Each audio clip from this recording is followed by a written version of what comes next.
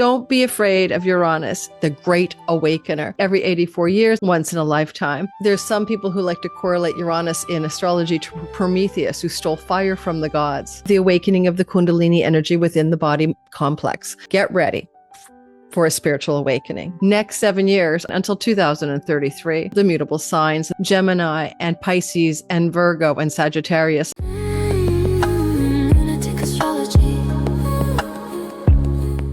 Things about to change your life for the next 7 years. And that something is Uranus, the god unexpected and surprising change. It's not even just a normal kind of change of pace, but rather a deep and profound reinvention and rewriting of your life in one area of your chart. And we're going to dive today into how Uranus in the sign of Gemini for the first time in 84 years, staying there until 2033, will literally be a complete renovation, revolution, and shift in how you operate in the world and in your life. So let's go ahead and let's break it down so that you know how to deal with this big change wave that's coming. And I'll give you my very best guidance on how to use this energy rather than be used by this energy. Uranus, the planet of freedom, liberation, breakthrough, and break free energy. The great disruptor, the change maker, the one who gives you the unexpected,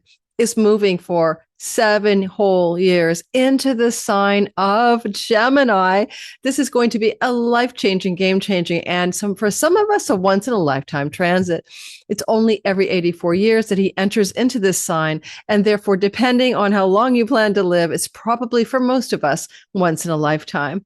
He's going to head into Gemini at the end of April, around the 26th of the month, and he's going to stick in that sign until 2033. So in today's video, we're going to talk about what this amazing energy, these bolts of sudden epiphanies, insights, and change, disruption and pattern interrupt can mean in your sign. Don't be afraid of Uranus. If life is stagnant, if something is stuck, if you're not moving in the path you're meant to be on, you're going to find that this is your ally. This planet will make changes that surprise you, but in hindsight, looking back, you're going to be grateful for them. And there are going to be certain signs that have more intensity around Uranus moving through the sign of Gemini, and you are called the mutable signs. And the mutable signs are Gemini and Pisces and Virgo and Sagittarius. And so your next 7 years are full of incredible, powerful, and life-affirming change. Uranus is about electricity. He's like the thunderbolts and all of that. He's like the tower in the tarot. And I just like to keep it simple. It's an inspiring pattern interrupt. It's going to change your life, but you're going to be glad for it. Now, we're going to get going, but in today's 90 minutes together, this video is for you and your sign. This is not a world astrology video about this transit of Uranus moving through Gemini. I will be doing a separate video on that. I can say, yes, there's going to be massive changes in transportation, communications technology, AI. That's all very Gemini stuff. And we will address that in a separate video. Today, it's all about you. And I'm so excited. I still remember when Uranus moved into Taurus back in 2018, May, and then finally left now coming up. You know, there was a sense of me being quite excited, but also afraid, because it depends on your chart and where this falls and how intense it will be for you. But as a fixed sign, Aquarius, and Taurus being my fixed 4th house of my chart, I definitely felt a bit of trepidation about what kind of radical changes would come. In today's video, I'm going to remind you of what you've been dealing with since spring of 2018, when we had Uranus move into the sign of Taurus. We have had that going on all the way through until now, although last year in the summertime, Uranus did dip out, took a total break from Taurus and dipped his toes into the electricity of the Gemini sky. And he did that turning point, check out the new territory around July the 7th to November 7th. So there's some feeling that maybe all of us, and I'll remind you of that, can sort of go back to last summer and think to yourself, oh gosh, yeah, like July 7th to November 7th, I had some things occur, some disruptions, unexpected, swift moving surprises, some kind of epiphany, insight, or aha, or some kind of electrical current charging through my body, including Kundalini awakenings. But that's going to be more so for Gemini rising. So in today's video, I want you to listen for your rising sign first and foremost. It is your simulation avatar in this game of life. It is the thing that is your character, your meat suit, your body, and it represents the character you're playing in a game of life. If life is a simulation, this is your character. Whereas the sun is your true essential nature, the actor who plays the movie script character in the movie, right? Or the game player in a video simulation who plays the character is your sun. Sun is very aptly activated after the age of mid-40s. You become more solar. So if you're younger, probably listen for your rising. Your moon sign and your sun sign can bring you into touch with matters connected to father figures, career and purpose. Listening for your moon sign is going to be how you feel about your life, what you're thinking, feeling, complex, mother figures, etc. For sure, listen for your rising sign. If you don't know what your rising sign is and you don't know how to cast your chart, my free video tutorial is below, how to cast your chart in whole sign houses. Please use whole sign houses. In today's video, that's what we're addressing, and that's how all astrologers on YouTube operate, as if we're speaking to you in general delineations using the ancient and very traditional house sign of the whole sign house system, which allows for accuracy and Time Lord tools as well. Hello, welcome to my channel. If you are new, my name is Lori Lothian, and I'm so grateful to be here with you today to share this exciting video. If you like to subscribe, hit the notification bell, and maybe comment, I'd be very pleased to have you do that. It really helps my channel grow. And also, I am using the Western tropical zodiac, not Vedic or sidereal. This is a symbolic sky, and it's very accurate for prediction. Now, in today's video as well, as I go through the overview before we do your sign, and you might want to take some notes, I'm going to be giving you some dates. I'm going to be telling you about certain people. There are certain people here listening to me who are born in a certain time frame that are going to have galvanizing change, and I'll be giving you that information shortly. So, before we keep going and talk about this story, I want you to think of Uranus, the sky god, Uranus, as an eccentric planet. He's tilted sort of like this, sideways in his orbit. And he's off skew. He's out of angle with, the normal way planets relate to the sun when they rotate around the sun as orbital bodies. And so there's something about him that already speaks to eccentricity, doing something different, the maverick. Okay.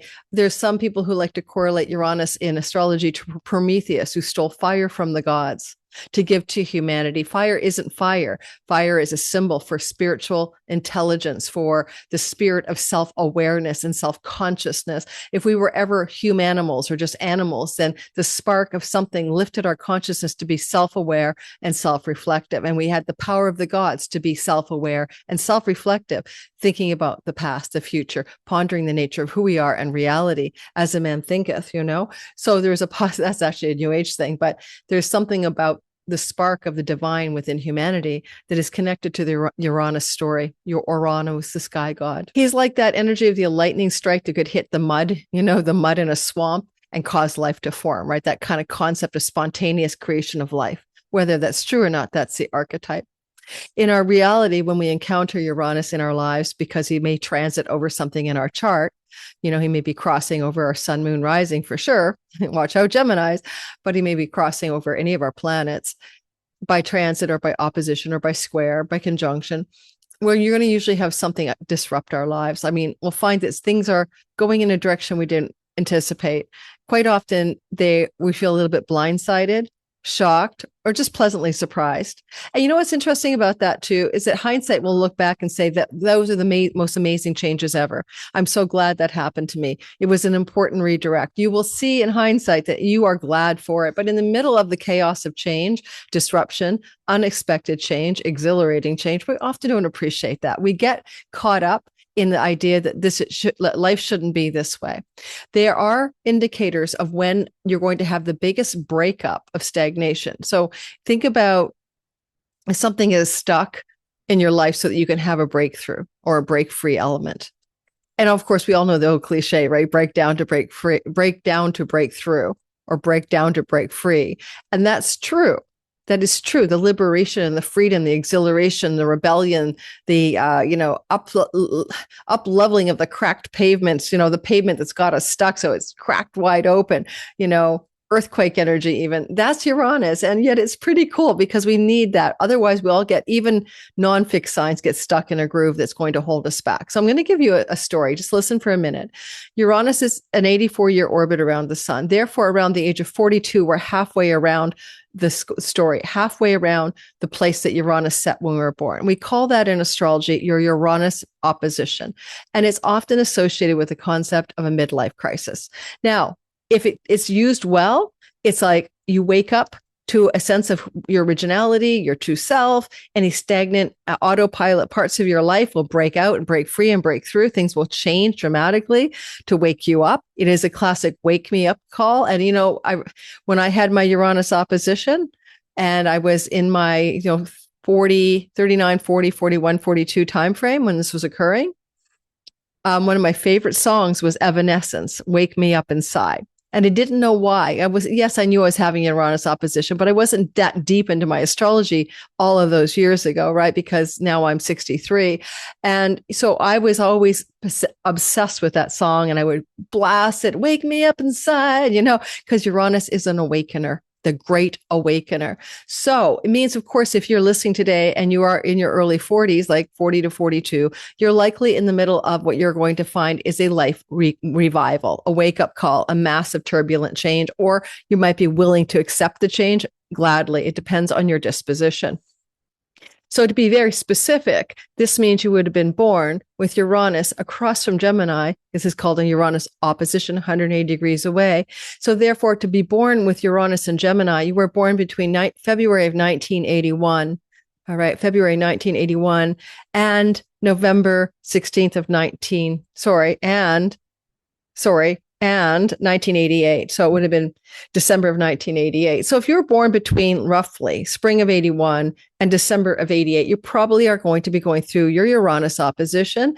And because Uranus is going to take 7 whole years until 2033 to finish his story, moving through the sign of Gemini, it is going to be those of you born specifically February 7th of 1981 to March 20th of 1981. And then we jump ahead because of retrogradation to the next period of time, which will be November 16th of 1981, right? To December of, until, 1988. So, but it's really going to be, okay, what I'm trying to get at is Uranus is only going about 5 degrees during this year ahead, right? That's in 2026. He's a slow mover. So obviously that's important, but it's like you early Sagittarius Uranus folk, right? So February of 81 to March 20th of 81, and then fall 1981, let's say to late spring to early summer of 1982. Those are the ones that are feeling this direct Uranus opposition. And you will probably be a roughly 42 years old, right? Around that time. You could be 39, 40, 41, 42. It's all happening in your early 40s, turning that corner. And one thing I'll say about this is that I can tell you how it felt for me, because when this happened to me, not only did I scream, Evanescence and blaring that song out the freaking car and annoying my neighbors, but I had a massive wake-up call in my life. My mom, I know. I'm an Aquarius rising. This wake-up call was intense at that age. It was really intense. I'm born with Uranus in Leo, which meant that Uranus was moving through the sign of Aquarius, which is my rising sign, doubling down on the intensity. And my mom was killed when I was 39 in a car accident. It really shook me up. And I was in a very rote and autopilot marriage of several years of like the whole thing lasted almost 20 years by the time it was done. And it catalyzed me to really inspect my relationship to my marriage and make major life decisions. And by the time the dust settled, I had gotten unmarried and actually moved countries and changed professions. So there's a lot of change that happened then. But in hindsight, I'm extremely happy for it. And there were some shocks along the way, some discoveries about my partner, my husband, father of my kids that really rattled me, but also led to the person I am today. So I want you to know that you can get through this if you are born in that window of time that I'm talking about, because over the next 7 years, those of you born roughly February of 81 to December of 88 are going to have the Uranus opposition life-changing turning point. Now, there are other turning points with Uranus called the opening square and the closing square. That would be my workshop that I'm going to be teaching, and I'm going to be diving deeper into the Uranus story. If you want to join me for a live webinar free, come aboard and take part in the class. I'm going to only ask if you love the webinar, please donate a little money in the old kitty for me in a buy me a coffee. But I really like to dive deeper into the cycles and what generations and who are having these turning points, because some of you in the 60s and some of you born later on, in other eras of time are going to also experience major life turning points as well. So a lot of the Virgo people who had Uranus and Virgo, for example, like are going to really feel like the 1961 to 69 generation, major turning point energy. Okay. You're going to like be, rattled. I already had that. I'm Aquarius rising. And as Uranus was going through Taurus, I'm in my last quarter square. And so, yeah, we'll all get through it one step at a time. All those Piscean Uranians born from March of 2003 to March of 2011, generally speaking, also going through a lot of change. But I'm going to be diving more deeply into the archetype of the squares and the oppositions, and also a little bit more information about how to handle this in your chart based on variables like what planets might be in Gemini for your sign. So come to that free webinar. It's going to be a lot of fun, probably be a couple hours long, Q&A, and you could just tip me on the tip jar. I want this information to be available to you. It's a 7-year journey. All right. Now, if you are a Gemini, Sun, Moon, and Rising, I'm not doing it yet. I'm not showing you the chart. I promise I will. But I want to give you a heads up, okay? Because when Uranus was moving through Aquarius, my sign of my body, my rising sign, I had a massive Kundalini activation. That means that the coiled serpent at the base of the spine, the energy current shot up my spine. Now, I don't often tell stories here about myself because it annoys you guys, but I want you to listen for you, your rising sign, Gemini people, not the sun and moon, rising sign, the body. Get ready for a spiritual awakening. Get ready for you to need to take a lot of magnesium and eat some oily foods and take care of your nervous system and your mental and physical energies, especially the nervous system, which is connected to Uranus. Therefore, electrolyte balancing in your body, for example, because the electrical system of your body is going to be hit with Uranian energy and it's going to be very intense. So, we had Uranus in the sign of Aquarius, which I wrote down so I could remember those exciting dates. It was occurring back in 1995 in general, right, to 2003. 1995 to 2003. My massive Kundalini activation happened in May of 2001. And that's because my ascendant is later on, like closer to 18 degrees of Aquarius. But nonetheless, it doesn't even matter. I had all kinds of pre-shocks and spiritual innervations and mini awakenings during that entire time. So I don't want you to be afraid of this, but you have to know that you need to caretake the body's electrical system. And if you are down for spiritual enlivenment, epiphanies, insights, the awakening of your pineal gland, your third eye, you are looking in the right direction. In fact, 1995 is when I started my psychics readings business, when I talked to dead people and saw the future for clients with precision accuracy, which led and did remote viewing, which with precision accuracy, which led to that part of my life. My pineal gland, my third eye, cracked wide open thanks to Uranus. So anyone listening today who is a Gemini rising, or your friends, or your spouse, or your children, tell them this is what's coming. You are being awakened at a deep, profound level, and latent talents and abilities to do with precognition and prescience and seeing beyond the veil and being able to use your third eye are going to increase, as well as the possibility of the awakening of the Kundalini energy within the body complex. And if you don't know what that is, Google the awakening of the Kundalini energy. Don't go and try to awaken it. It will happen naturally. You don't have to go do Tantra or Kundalini yoga. It will happen by itself, and it will change who you are. So I'm wishing all of the Gemini, Sun, Moon, and Rising the very best. Don't forget, this went through Taurus. It went through Taurus in May of 2018 through to October. Then it skipped a beat and came back in March of 2019 through to the final completion date, the end of April. This kind of means that those of you who are Taurus risings, right, the body, you've been feeling the same energy that I had when I went through Aquarius, and I hear you guys wanting to know more dates. I can see it. That's the webinar probably, but the Aries transit, I took some notes because I knew you're going to be curious. For Aries rising, Uranus moved through the sign of your body, 2010 to 2019, and Taurus rising 2018 to 26. Already. And there was Pisces. It happened for you Pisces too. Did I write you guys down? March of 2003 to March of 2011. Energy in the body of the Pisces beings. Okay. It's going to be fun if you come to the webinar. We can dive in a little more deeply. deeply. Now, I'm kind of trying to find myself comfortable here. You see how I'm going to be moving. I'll have my own studio soon for recording in a separate room.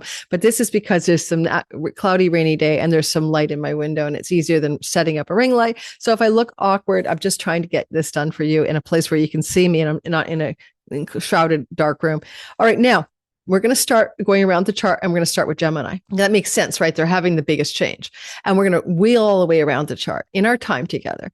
I want you to take a chill pill and super relax and get down with this. Have a coffee, a tea, a beer, a glass of wine. How about an Amarone or something? Enjoy the ride. Listen in. Replay it later if it's a little bit too much. I'm going to be bringing up different suggestions for you.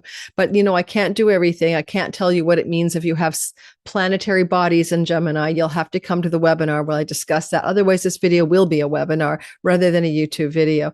And I am doing my Divine Timing Masterclass. So please come aboard and learn advanced beginner to intermediate divine timing tools, astrology forecasting tools with me 5 weekends in the month of May. And in the description box below, you'll find the sign up link. It's not the actual enrollment yet. I don't think I'm going to have the website open until probably the early weekend, April 5th and 6th. But you can get on the early bird wait list and join me. And don't come to the class, please, if you're a beginner, because it won't work. You need to have the basic language of astrology. And my 2026 individual all sign bundle is still out there.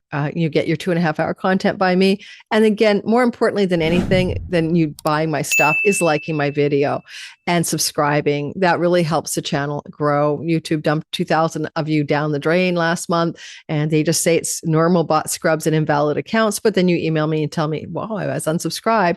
So check that you're still subscribed and subscribe if you haven't, because even though you may not always be here, when you are here, you're getting my content, and subscriptions allow for you to hit the notification bell when I'm dropping live premieres, new content, etc. I'm recording this on Saturday, March the 28th for you. Today, a video came out with Donnie Lim about the world astrology for April. Check it out. And the Libra moon video will come out on Sunday, tomorrow, for my recording, but behind you. So check out the Libra full moon video as well. If you guys want to know a great website before I start, I really recommend you go to cafeastrology.com. And if you were to Google cafeastrology.com, Uranus through the signs history, okay, cafeastrology.com, Uranus through the signs history, you have an easy access to public information about the dates exactly where Uranus traveled through various signs. And so you might enjoy that as well. I like to give you resources, as you can well imagine, so that I can teach you to fish, so that you're not looking for me to be the provider of the fish or any other astrologer. That's why I teach. I am passionate about teaching astrology, because it teaches you how to get your own fish. And so again, Uranus, the great awakener, the change maker, the pattern interrupter, the divine downloader. Let's go ahead and talk about him. We'll start with Gemini, and let's get your Gemini chart ready to go. You are in a big time of life, once in a lifetime, no matter how old you are, where Uranus will shake and bake your reality. And as he moves over the next few years, and roughly the first 5 degrees of Gemini this calendar year, he's going to begin to enliven you and awaken you, wake you up inside. If there's any part of your life, your career, your marriage, and your home life, the 4 squares of the 4th, 7th, and 10th house that aren't working for you, they're going to change. They can all change, or some of them can change, but it will indicate a huge amount of change. As Uranus ingresses into Gemini, he's also squaring the nodes of fate. This is going to open up a very destined and fated way in which the energies of career, home, and long-term committed love and relationships change. This is nothing, you can't leave this to chance, right? This is a thing. This is a big deal. So those of you who are going to experience change, of course, this year are probably more likely to be those of you who have your degree of your ascendant or your sun and your moon roughly in the first 5 degrees of Gemini. It's your turn. You're the lead goose here for your rest of your Gemini fellas. So know that this means that you really feel this intensity more so maybe than someone with a sun, moon, or rising sign at 28 degrees of Gemini. They're feeling it, no doubt about it, but not as intensely or as acutely as you are. if your midheaven in whole sign houses is floating in your 10th house, and your IC is floating in your 10th house, in 4th house, in whole sign houses, which is why we use whole sign houses. It gives us nuance as well. Then this also could radically change where you live as well as your career path.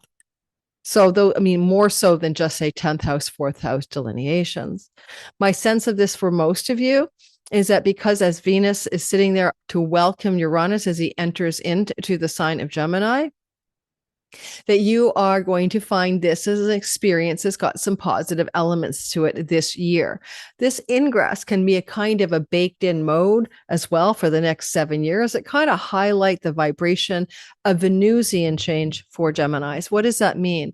Well, it means change that involves matters connected to your 5th house, changes in romantic love, relationship to your children, fertility and pregnancy. In fact, depending on your age, this can be an unexpected pregnancy signature. And this means that over the next 7 years, you or your partner could conceive a child unexpectedly. But it will inspire you to find a life of meaning and purpose and dharma. It will enervate your muse, your enthusiasm for artistic and creative expression. And it will also activate the potential for you to engage in entrepreneurial stories. So if you are aligned with the possibility of any of those, this next 7 years could be quite amazing. And Venus is trying her best to provide that creative artistic expression. It can be anything, painting, writing, dancing, performing, and again, creative art and creative entrepreneurial endeavors.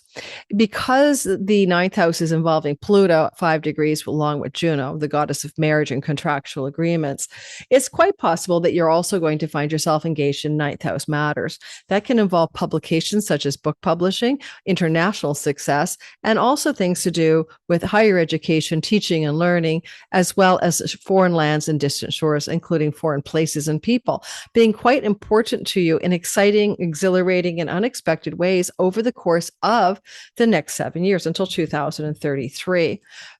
Now, the energy here of these houses, 1, 4, and 9, we call those Dharma houses in Vedic astrology. They translate perfectly to Western. A Dharma energy means part of the electrical changes for your life. If you were to change your job or your career or your life path or whatever, or your home, is to align you with deeper meaning, deeper purpose, the reason for being born, and the actualization of your gifts and talents in the world, because you came here for a reason. And so all of a sudden, there's a sense of trying to find the compass of true north in the next 7 years. Now, if you don't look for that compass, the compass will find you, right? Remember that. And especially if you were born with Sagittarius in the sign of, especially if you were born with Uranus in the generation of Uranus in the sign of Sagittarius. And again, as I said in the introduction, that's kind of approximately spring of 1981 to December of 1988. Well, those of you, you're coming into your early 40s and having your opposition over the next 7 years. Uranus opposition is a midlife crisis wake-up call, and it will realign you with what you're supposed to be doing. If you're already on your right path and you know what you're up to and you're like totally aligned, then you don't have to do what I did when I talked about me in the intro, and change my home, change my country, change my marriage, change my career. You don't have to have it that dramatic, but it depends on how much you've been listening to that own unique signature of your fingerprint and who you are and your original medicine for the world. If you were already really tuned in and tapped into that, then it's probably just going to accelerate you rather than disrupt and rebuild you. But it can go either way. You have already gone through the 9th. I should have started there. You've gone through that 12th house story, right? So you've got to go back and time travel to May of 2018 and closing out fully now, leaving you fully now this coming April 26th. And it's quite possible that you went through a lot of spiritual work, a lot of soul work, a lot of illumination of your past lives, a lot of deep dives of ahas and insights, 12th house, to your self-defeating patterns, habits, addictions, and sabotaging tendencies. And this kind of lightning strike might have really jolted you into some level of a spiritual awakening, because the 12th house is full moksha, awakening beyond, like, to Buddhahood, unconditional love, oceanic awareness of oneness, unity consciousness, and all of that. So some of you might have found that to be true. You may have also liberated yourself from family patterns, ancestral habits and patterns and vows and chastity, poverty. It's kind of like soul work 101. So a lot of you are really working through the moksha energy of houses 8, 12, and 4 since 2018 for liberating your spiritual self, all right, from the matrix itself, from the dream, so that you could be more authentically letting God express through you. St. Francis of Assisi, make me an instrument of your blank, your creativity, your art, your peace, take your pick. Or the Rumi poem, make me a quiver, an arrow in your quiver, quiver is where you have all your arrows in a pack in your back. And Rumi has a lovely poem where he tells God to make him one of the arrows in his quiver and to shoot him, where God wants him to go. So there's that vibe that you've been trying to find, that alignment of spiritual life, right? And now now that you've got that inner awakening, now that you've moved yourself to that inner spaciousness that's available, you're now going to be purposed in God's quiver, and you're going to be shot like an arrow over the next 7 years till 2033 to be operating in service of the divine and your own life's mission in alignment with the co-creative energies of the divine. Now, because as well, last summer, you can go back if you like and try to think about July 7th through until November the 7th, when Venus tiptoed into Gemini. Uranus tiptoed into Gemini and only stayed at about the 0 degree mark, but roughly maybe 1-0, but it doesn't really matter. It's like, how it is, like if somebody comes in the house and you feel their energy, right? Maybe somebody who's brooding or melancholic or exciting and exhilarating, they walk into your party and you feel the energy, right? You felt the energy of Uranus coming into your home sign. Sun, it's your career and purpose. Moon, it's your emotions, home and nest. Sun, it's your father figure and father figures in your life, right? And mother figures for you as well, if you have your moon in Gemini. And so you felt that energy enter the room, so to speak, of your reality and your body and who you are, your rising back then. And so you can go back and think of July, August, September, October, and ask yourself if you had a wake-up call, a pattern interrupt, a sudden change of direction, an illumination, an insight, or an aha. What was happening back then? Were there a sense of changes happening here? I have a progressed sun in Gemini, but quite along the ways, like 17 degrees of Gemini. But I did feel some illumination and some ahas last summer. A lot of them about my sun, which represents one's career and purpose, right? And there was a major turning point in my alignment to my work last summer, where I was thinking that maybe I wouldn't continue going this way. By the time I got to November 7th, right, I was pondering my life's direction, to commit or not to commit to my YouTube, for example. So, and there were some aha illumination turning points. I want you to go back. It could have impacted illumination turning points last summer in career matters, relationship matters, significant love partners, and also matters connected to where you live and your home. I got to laugh. Last summer, I moved into this new place that I'm moving out of, Progress Gemini Sun, and it was sirens and fire hall and hospital. And I said last summer, the aha, because I had moved in July, right? So I had to live there to know what was going to happen. I said, I can't stay here. I have to, when my lease ends next June, I have to move. It was an illumination, very sensible, right? Okay. So, and now I'm moving this June. Okay. So here we have it. Let's keep going. I want to also mention one more thing before we toodaloo along. As the ingress happens on April the 26th, you're going to notice that Mercury is the ruler or the boss, right, of Gemini. He's your ruling planet. And at the time of the ingress, what does Mercury say about this ingress as he looks at it in our current sky? And Mercury's looking at it from the house of influence and greater career gains, perks and rewards, celebrity in the 11th house, kind of movement making, having a movement, being a mover and shaker, or being able to receive a lot of support from people of positions of influence and power, like an ally or a patron or a benefactor to you. So you see that there's also a code here that says this could also really, really activate a huge amount of success in your 11th house over the next 7 years. The 7th house can even be the actualization of some cherished long-term goals, wishes, and dreams that you've had tucked in a back pocket for so very long. And now, because Mercury, the lord of the actual first house ingress, is operational up there, sextiling the ingress, whole sign sextile. It's very plausible, especially with Neptune and Saturn, to understand that the next 7 years you're going to be able to wish fulfill a bit better than you normally have been able to, and to use that energy to bring you into contact with your long range goals and dreams in a very powerful way over the next 7 years as well. Because Mercury up there rules your fourth house, there may be some really powerful and positive changes of where you live connected to friendship circles, influence, groups of belonging, and career gains as well. Okay, I need to use my mouse because I'm getting that thing in my shoulder. So what I realized, I know you don't care, and I'm talking about myself, which is my autism, and yes, I touch my hair, I'm autistic, but I will tell you, repetitive use injury of doing this for years to touch my screen while I record for you guys is what's wrong with my shoulder. All right. Now, I think I've got you guys. I hope I settled in there enough for you. You could really feel the vibe, that you could get the sense of how important this really is to you. This is a game changer. The next 7 years, you're going to kind of look back at this and you're going to think quantum leap. I've had a quantum leap in my career, in my relationships to other people, my audience, my marketplace, my significant long-term love partner, and my home life. FYI, I almost didn't say this. You're going to be more eccentric than you've ever been in terms of how you appear in the world, especially in your career for the Gemini sun or in your persona for the Gemini rising. So Gemini rising, pink hair, tattoos, nose rings. I mean, I'm just making that up.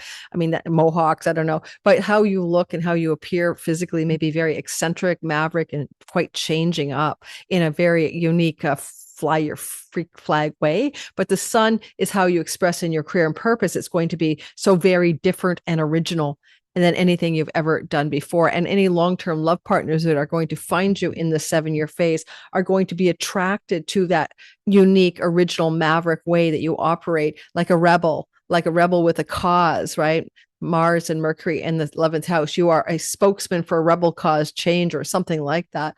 And I don't care if you work for I don't know, a furniture store, like what you think your purpose is here, but it does show you moving into a place of influence over the course of the next 7 years, where people will listen to what you want to share them. So you will influence others en masse, larger groups of people.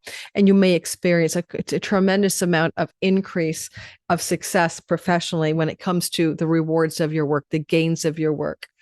Awards, rewards, money, the things you gain from being in a career at all. If you're retired, massive changes of your friendship circles and groups of belonging in the next 7 years to a more eccentric, unusual, exciting type of crowd, right? And Saturn, Neptune could be very ashrami or something, very spiritual type of community that you're attracted to, including moving your home to a community or an ashram or a group home or something like that.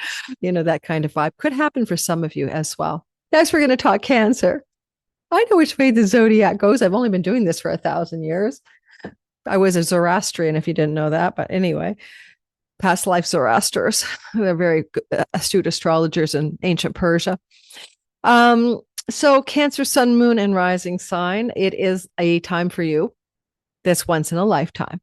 You just survived the movement of Uranus through your 11th house that started to happen originally, like a first ingress in May of 18 and finishing up now, although there was a vacation last summer from Uranus in your 11th house. We'll get to that in a minute again.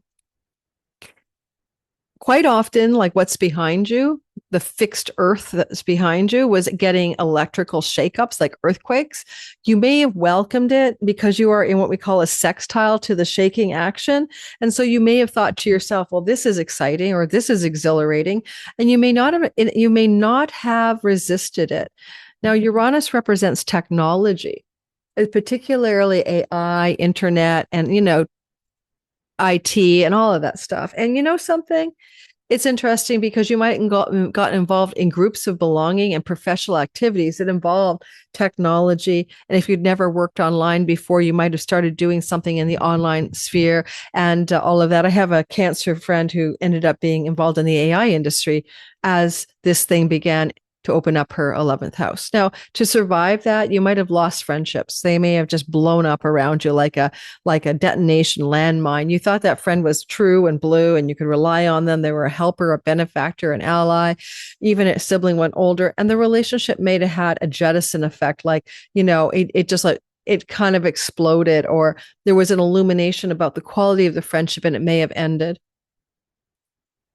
It's even ironic that the friend I'm talking about and I had a falling out during that cycle. So it does disrupt something in your fixed earth 11th house.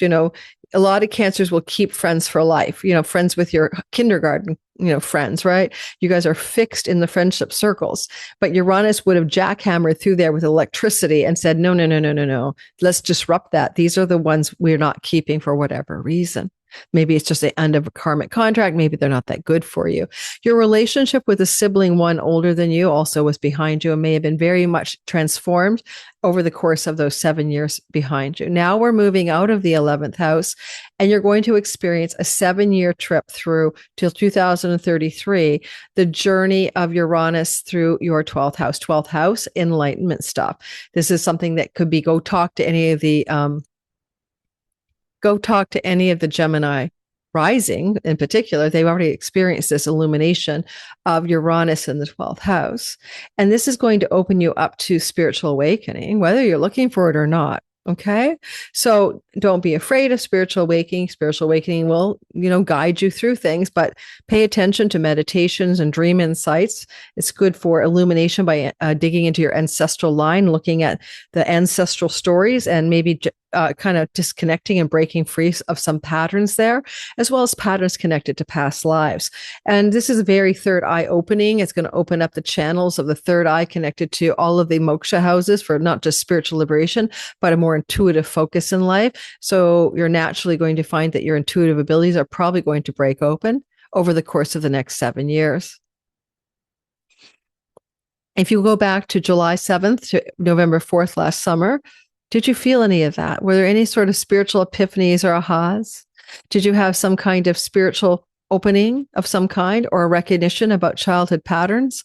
In your case, particularly because Venus is meeting and greeting Uranus this time around, and it kind of bakes in a signature that lasts for 7 years, like baked into clay. It's possible that you're going to be doing a lot of illumination regarding the 4th house, which is your family of origin and cultural and tribal norms. And so you might be really busting free of the shackles of ancestral and family of origin patterns that have held you back. And you'll look more squarely at addictions as well. If you have any, that's what Venus here is capable of helping you with as she joins with Uranus, especially addictions that are pleasurable, but yes, escapist or addictive.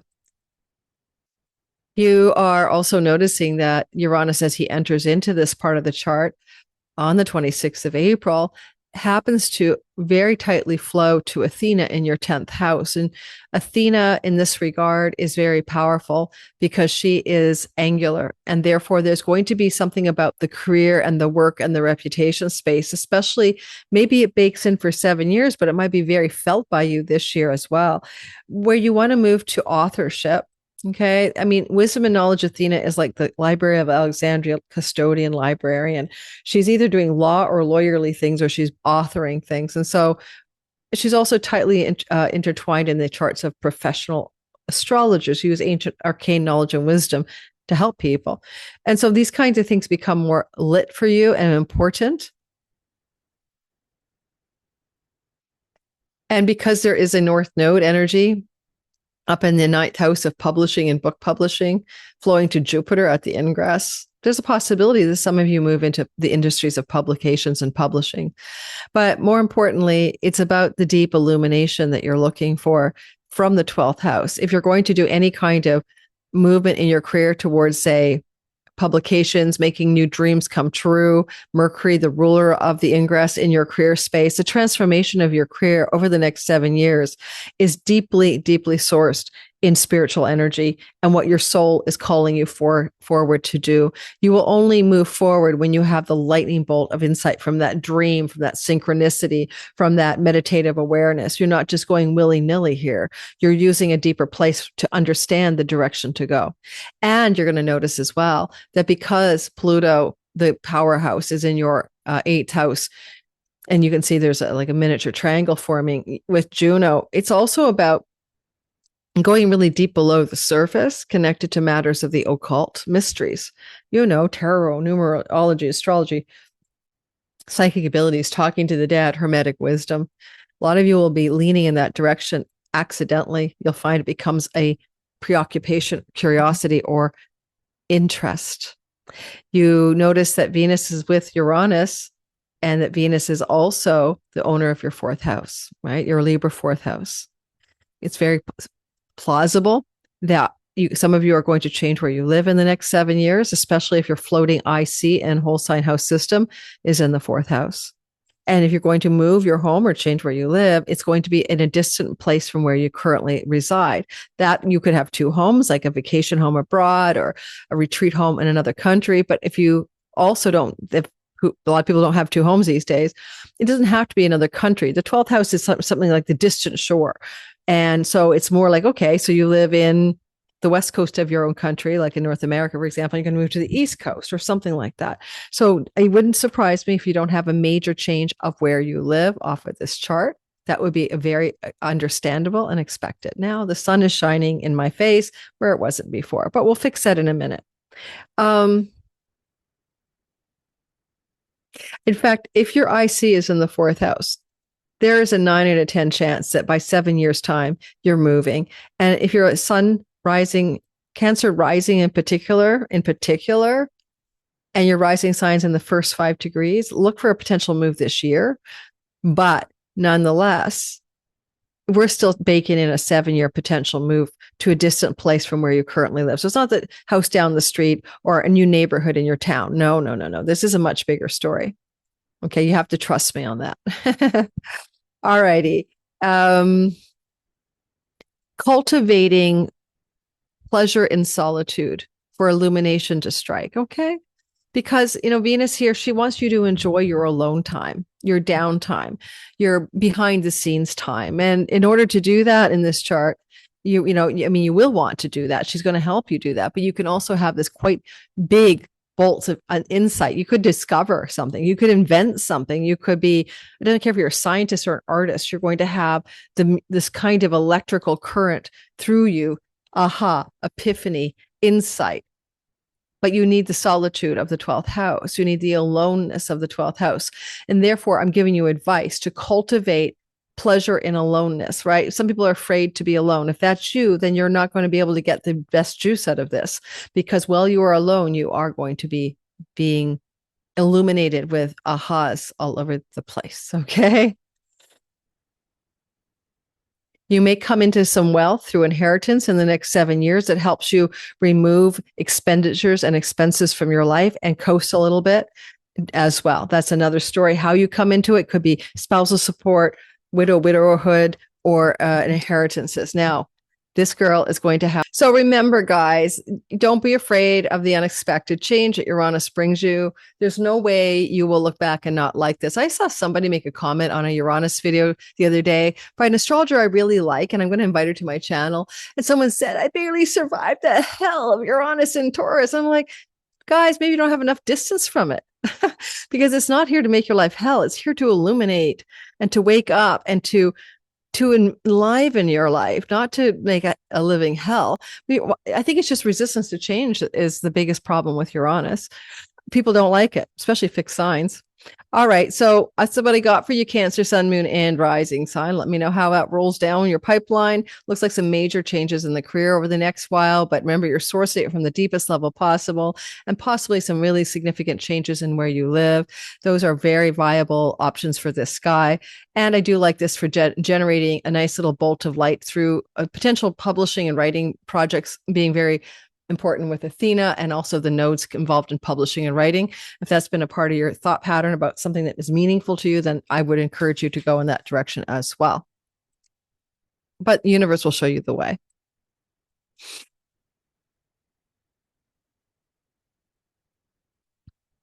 So Leo, Sun, Moon, and Rising sign. Yeah. Giddy up. Giddy up, everyone. Whew. And so let's start out with Uranus has been moving through Taurus since 2018, May, more or less, exiting full on here, April 26th. This is your once in a lifetime behind you Taurus transit. Tell me about disruption in your relationship to father figures and fathers, disruption in your relationship to your career and your career agendas and professional goals. Have you had major disturbances there? It doesn't have to be negative. Some of it could have just been change. It could have been you retired from something or you moved into a new profession or something like that. My Leo son's sister in 2018 retired from 30 years of nursing. So there's an example, but it definitely means electrical, life affirming shift and change in career, and sometimes unexpected, unpredictable, and erratic. And that is behind you now. And as we move into the next part of your story, because that one is done, we have Uranus in a once in a lifetime 7-year transit through your 11th house of good spirit. Now, the good spirit house sextiles your Leonine nature. So you are open to the change, right? You might have been more resistant of the electrical change currents when you experienced the Taurus 7 years because it squares you. But here you are more available for change and you're more receptive to change. Now, it's exciting, exhilarating change energy in connection to your gains of your career.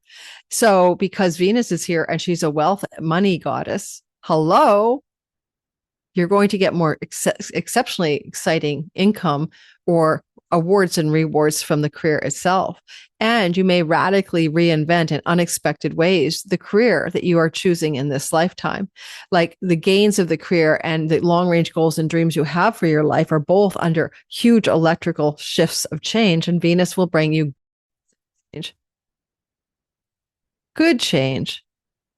Wow. I just said that my microphone defaulted to Yeti, and I hate that because it should always be on Yeti. All right. Hopefully that's solid and stable now.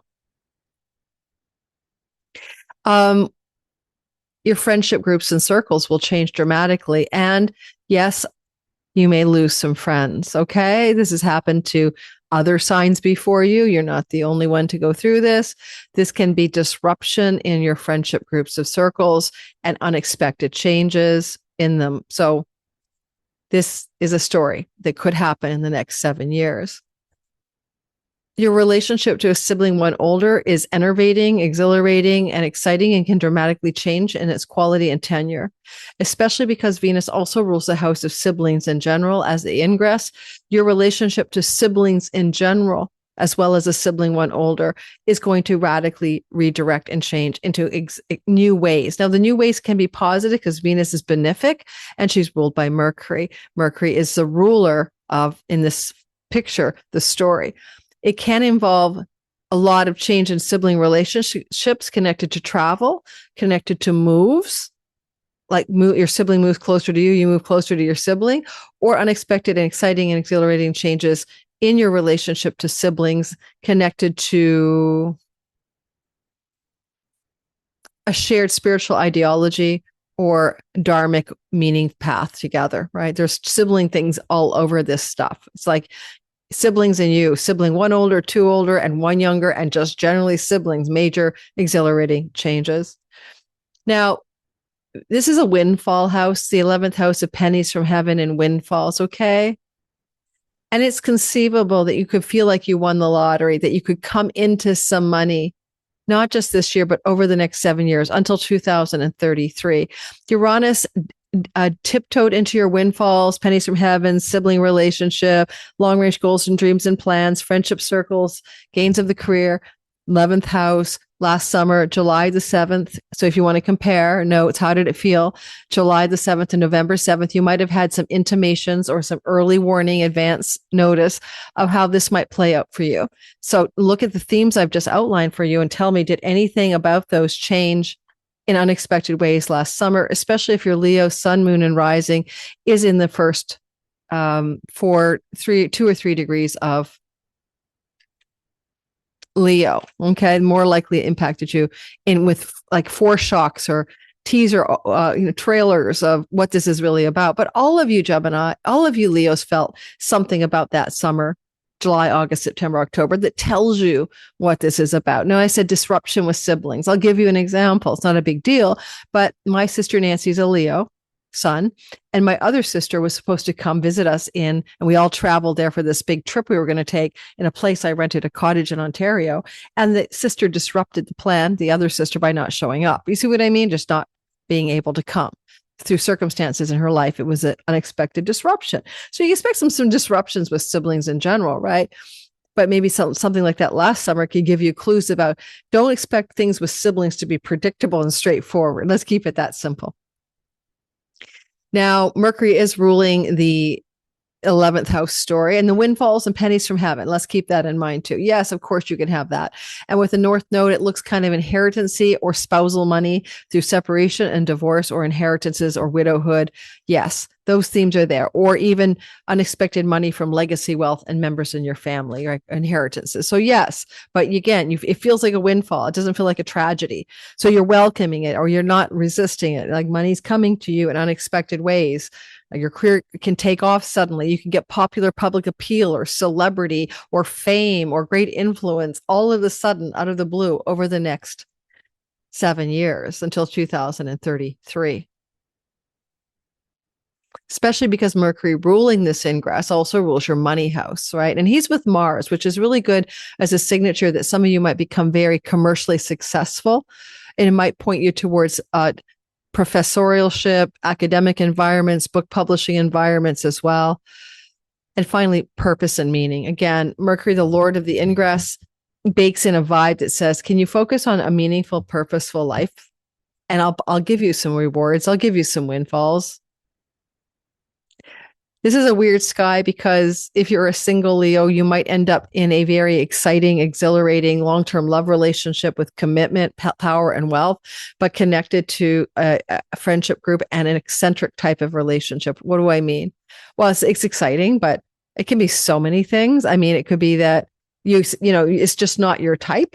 Or you pull somebody off the friendship shelf, you know, you'd friend zoned them, and all of a sudden in the next 7 years, that friend zone person is like, what the heck? You're my life mate. You're my person. They go, I get it. And you're together. So you can have this kind of like long-term committed love popping off of the friendships in your life.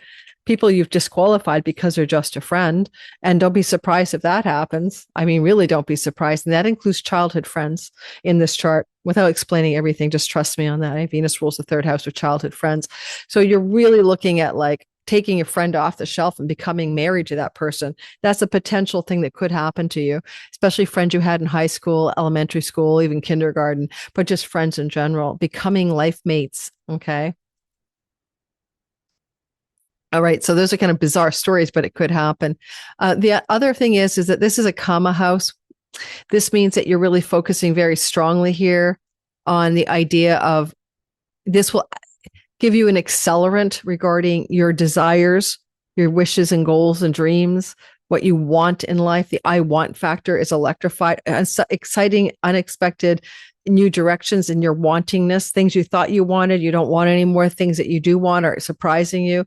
But also you could look at it as you're going to have not only a change of social groups and friends into a completely different kinds of circles of friendships that you've never had before, and outside the box and really interesting and quite different than the normative. And you might be very, very much in friendship circles with colleagues and coworkers as well in ways you've never been. But also the exhilarating illumination and shock and awe here, the windfalls as well. I mean, I kind of would say to you that maybe you are going to, all of the relations are going to have exchanges of change, right? Siblings, cousins, marriage type partners, and colleagues. All of it is going to be electrified in the next 7 years, so that you'll get to the end of this and look back and go, wow, I really have changed the kinds of people I want to be married to, the relationships I want to have with the cousins and the siblings, and the way I want it to be. And it's very unusual. It's completely different than the way you operated before. Alrighty, let's keep going. And Virgo, sun, moon, and rising sign. It's interesting for you to experience this new story in your 10th house of career. I don't care how old you are. I don't care if you're 10 or you're 90. It's going to be a change of career. Oh, I'm retired. Oh, I'm in school. Well, if you're a student and you're listening to me, I don't really have people under the age of 20 on my channel listening usually. I mean, you're going to change your majors. You're going to change your area of study, the thing that's going to guide you towards a career, right? And if you're going to be old and retired like me, 63 and onward, although I can't imagine what retirement looks like, then you're going to be changing your way that people see you show up in the world in the visible part of the chart. So I don't care. You do something when you're retired, right? People see you doing something like, I don't know, playing golf or something. So how you show up in the visible sky and how you define accomplishment and success is going to radically change. So this change house is one of the Artha houses. It's about your material resources, your money, your service, your job, your reputation, etc. Because the 10th house is widowed, divorced, and married, right? It's like your reputation status. It's that where we have weddings and wakes and marriage ceremonies, and we have unexpected electrical jolts of energy.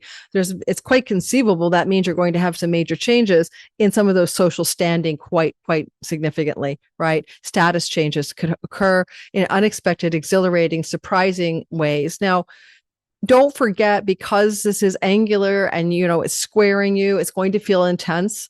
You are one of the mutable signs. And if you are 0 to 5 degrees of Virgo, this calendar year ahead, because this is lasting until 2033, you feel it quite strongly. Where the later Virgo sun, moon, and rising might feel it less strongly this year. But it has the whole long game capability to radically change your career objectives, direction, vocation, and professional achievements in exhilarating, exciting new ways. You could get into tech, AI, right? These are Uranian stories. Venus here, she's like, hey, I'm trying to do something good. So she's bringing blessings, and she rules your money and earnings house. And Uranus can be rags to riches, riches to rags, but he's not in the money house, but he flows to it. And Venus bakes in a 7-year run until 2033 of potential success in money and earnings vis-a-vis career and job, because Pluto, Juno in the house of job, work, 6th house. So ultimately, it's like an accelerant. It's a kerosene on the fire. Well, it's not even a fire; it's air. It's like it's a gale-forced wind of acceleration in money, earnings, career, job, trajectory, including the adoption of wealth. Venus is in a wealth trine to Pluto. So you can expect wealth to come to you, right? You can expect wealth to exceed your expectations, but you're also going to have unexpected career direction changes that you couldn't anticipate coming. Now, Venus is the exaltation lord of your marriage house. The North Node is saying grow a bigger pot for a relationship, like get married, get engaged, move in, buy a home. That's great, because this could also be unexpected wedding proposals, not just over 7 years, but over the course of the next 3 months. I mean, this calendar year as well. Again, this calendar year, that applies to the earlier degree Virgos more than the late degree, but you all might get that. So why disqualify you from a marriage proposal? The energy of the before time for a minute, right? You've navigated a purpose dharma energy, right? When back in 2018, Uranus moved into your 9th house. So for some Virgos, that meant you had unexpected breakthroughs, illumination and insight about what the purpose of your life is, right? Meaning and purpose. Now, for example, my daughter, Virgo rising, completely changed her trajectory in university and changed her major, right? Because she was studying during that time, which, completely changed her trajectory of what she wanted to focus on in her career, for example. But it's also Uranus, disruptions in one's academic life. And she took time off, and then she changed schools, and she moved to different cities, all very jaggedy energy, very staccato. I have another girlfriend who's a Virgo rising, and she ended up using that time to travel internationally a lot. International, foreign places, people, travel, 9th house stuff. The girl was never home. She traveled half a year and somehow managed her real estate business at the same time. She wanted to have adventures abroad and exhilarating, exciting time, right? With Uranus, unexpectedly exciting travel, enlivening energies. And, maybe some of you went through a lot of erratic energy regarding legal and court cases and matters to do with judges. This is also 9th house, book publishing and publishing industry stuff. Those are things that are behind you. That started in May of 2018 and end fully here now, April 26th. If you go back in the summer last year and you kind of Oh, yeah, July, August, September, October, what was happening, because that was the testing, 1, 2, like a microphone of Uranus in the career house. What kinds of things happen in your professional area or in your relationship standing at that time? Major changes in the standing of a relationship can involve anything from deciding to move in together, purchase property, get engaged, get married. Sometimes it's the opposite, separate, get widowed, get divorced, whatever. But those things are behind you.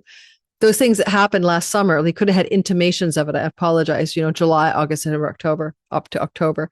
So now you're going back into the thick of it until 2033.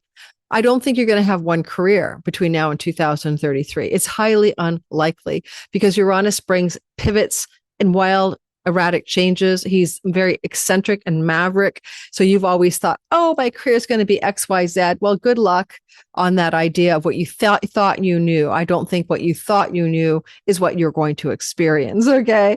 It's going to be exciting, but you won't be able to predict it as well as you'd like. So it's not a straight line. Your career is a jaggedy zigzag, like a lightning bolt. You'll have times of massive acceleration and increase and success and excitement, and other times in which you're going, what the hell just happened? And you're pivoting in an entirely new direction. Trust the process. Mercury is the ruler not only of your sign, of course, but also he is the ruler of the actual ingress moment from the 8th house of chunky money. Well, it is plausible that you could come into some kind of unearned income, like an inheritance, as a result of this new energy. If it is an inheritance that you could come into because Saturn is here, the old one, it's possibly a very sharp and sudden experience of coming into money from an elder in your family of origin system, somebody who is aged, not somebody who is young, or somebody has mental confusion or difficulties with their cognitive health. Now, the other thing about this is that because Mercury is in an occultist house, and he's famous here in Firmicus Maternus 2,000 years ago, talking about Mercury being the astrologer, priests, and advisors to kings. Okay. In the 8th house, the only planet that gets special VIP, according to Firmicus Maternus, Mercury here is in his yay place. So it's good for Mercury. You could find yourself moving into work that puts you in very strong positions to advise those in power. Executive advisor, second in command, executive assistant, whatever. Or literally, this can open you up into professions that open up your pineal gland, your third eye, Uranus, in connection to the 8th house, psychic ability, occult mystery, talking to the dead. So if any of you Virgos thought you wanted to have a more mysterious and occult path in life, then that's very likely a possibility. And your pineal gland, third eye, is where Uranus is in the professional house. So people notice that you are able to use that ability. And certainly trining Pluto down there, maybe you do go deep below the surface. Maybe you do connect to the dead. This is an ideal chart for someone who wishes to become a prophet or a medium or a psychic professionally. So don't discount that. Neptune is also the god of your imagination with Mercury. And in this kind of chart, you can channel and trans channel something important and illuminating and bring it to the public awareness and into the world. Venusian professions may call you in the next 7 years. Venusian professions are creative and artistic. They are about beauty. They are about peace and kindness and harmony. And this also may involve professions that particularly cater to females, and that may be your focus. And that's also professions that connect to romance and creativity and sexuality. So funny because it could be like a fertility counselor or a dating consultant or things like that, or a tantrika with Mercury in the 8th house. You could be a tantra teacher catering your energy towards females. So those are just some crazy ideas. But if you've been in a kind of profession that's not Venusian at all, and you've been locked and loaded in, like, I don't know, making widgets in the factory or working as a carpet retailer, I don't know, something you're just not inspired by, it doesn't feel like the inner artist is alive and well get ready for that to change. That would be an indication of a new redirection in the next 7 years. And you might just say, well, you're redirecting to a career path that brings you greater enjoyment and pleasure and fun as well, in unexpected, exhilarating, surprising, and sudden ways. I sure hope I did record, Leo. I should stop pausing my recording because I forget to turn it back on. Alrighty now. It's getting cold in here, guys. Libra, that's why I'm moving out of this house, Libra. I got to talk to Libra about balance. I love the little ocean view in the corner unit with all the windows, but there's no air conditioning. and the windows are not like glazed with like UV filters. This is an older building. And when the sun shines in here, it's a hot box, guys, and not the kind where you get high. It's just a hot box. Okay. So I'm moving. Yay, me. Libra, sun, moon, and rising. Let's talk. You got the transit of a lifetime going on for 7 years. Uranus will move into your 9th house. You welcome it. It's flowing to you in an air trine and in a dharma trine. If I could say one simple thing, you're moving into alignment with your purpose in exciting and exhilarating ways over the next 7 years, and you're going to enjoy the ride. And Venus is your ruler, so she's really working it for you. And she could bring you international success and public international recognition. She can bring you recognition in industries to do with law, book publishing, academic settings, and teaching. She could really elevate you to a new level of being seen in the world. Now, the other part of that story is that Venus up here is flowing to Pluto, and this could increase your financial prosperity and good fortune as you become more internationally successful if you're operating from artistic, creative, or entrepreneurial directions in your reality. And if you desire to partner with others, it strengthens it even more. Go back to July, August, September, October last year and ask yourself, did you feel some surges of electricity and insight and aha about moving towards purpose? Some of you might have gotten a book idea, wanted to publish a book, submitted books to agents. These are 9th house things, got academic credentials, got, graduated from university, got loved up by the professor in exciting ways. Won in a legal or court matter last summer, but like this is good for winning. Like the next 7 years, you got to go to a court and the judge is going to favor you or not. With Venus baked in, it probably favors you more than it doesn't favor you anyway. And now Venus is the exaltation lord where the North Node travels of your job house, being of service, having a job. So some of you will find that you're aligning to work that is aligned with your purpose, but has a strong international flavor for some of you. Rahu could be the foreigner. Venus is in a house of foreigners and foreign lands. And so don't stay domestic. If you think about your job and career path, you could work for a foreign company, right? Mercury is the ruler of the ingress, and he's also the ruler of your house to distant shores. So you could be in another country making money abroad, like a nomad, or you could move abroad for your work, or you could work in another country or for a foreign company or whatever. So the foreigner part of your reality gets extremely strong. If you're spiritual, religious, questing for the truth of all things, you're going to have divine downloads and insights as a general principle from the house of spiritual knowledge and wisdom, the 9th house. And so you could have some big illuminations about, spiritual path, spiritual insight, knowledge, and wisdom coming at you full course next few years. If you're in the publishing industry, this is a bestseller. Something you write in the next 7 years because it's kind of baking in the potential to go viral or to be a bestseller.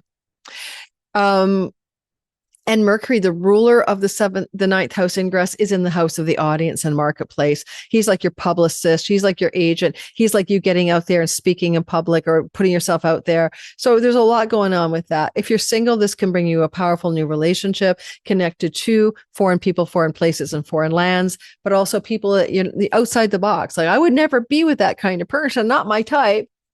Not your type. Are you sure? Good luck.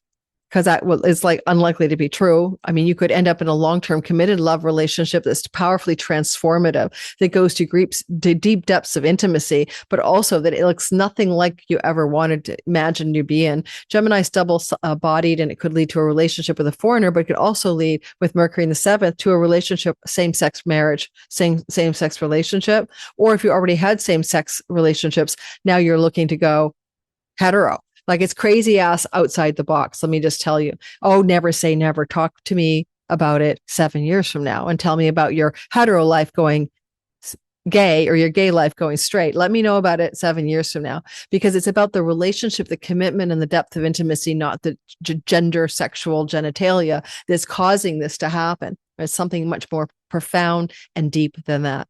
Now, you've already lived through the story. You've already lived through the story of the Taurus story that began in 2018 and ended now, more or less. So what kind of electrical jolts change currents were jackhammering through your Taurus fixed sign chunky money? Banks, loans, mortgages, financing, debts, inheritance monies. Probably some of you got unexpected money from a passing away of a family member, a relative, most likely. Go back and think about it. If it hasn't happened, okay, that's okay. It's not all of that, because it can be money from an investment that surges, or unexpected chunks of money or shared resource money coming at you over the last 7 years, 2018 to 2026. And it's in the rearview mirror as we cross the threshold here. But if you're listening to this before April 26th, and we still have the tail end of Venus and Uranus in your 8th house, it can look like sometime mid-April to the 26th of April, you come into an unexpected chunk of money. So never say that you missed the boat. It still could be on the way.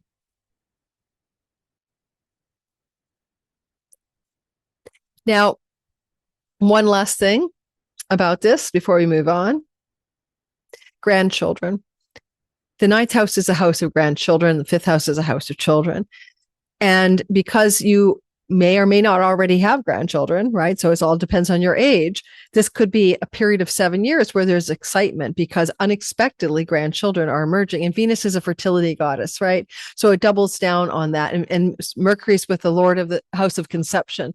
So I'd say a lot of you will likely end up, oh no, my child can't have kids. I've given up on having grandkids, or my kids are done having babies. Well, no, in the next 7 years until 2033, you'll have a grandchild unexpectedly. Can you hear that? No, probably not. My mic's on like sound block, but there's a fire truck, there's an ambulance, they're honking. Okay, now let me say one last thing. If you've never done any kind of work that involves the entertainment industry or art or, publishing or Hollywood or more of that vibe, that's going to change too. Okay. That's going to change. It's just that Neptune in the 7th house can bring you filmmakers, artists, photographers, more of that Hollywood spiritual vibe. And, that's not my crew. Yeah, but it could change and that could become a part of your crew. It may likely connect to purpose and dharma, art, creativity, entrepreneurship, endeavors. Jupiter bakes it on the ingress. Good luck in your career. So all said and done, you could really kind of have this kind of radical change of the types of people you interface with in order to be creative, artistic, entrepreneurial, or on purpose as a general principle. All right, Scorpio, sun, moon, and rising. I'm excited to say that you're having Uranus moving through a money house, and you're going to come into some chunky money in the next 7 years. Remember that before this, you survived. Very big deal for you. So take your bows, pat yourself on the back. You did it. I'm encouraging you to feel good about you because what you went through was very disruptive of long-term committed love relationship.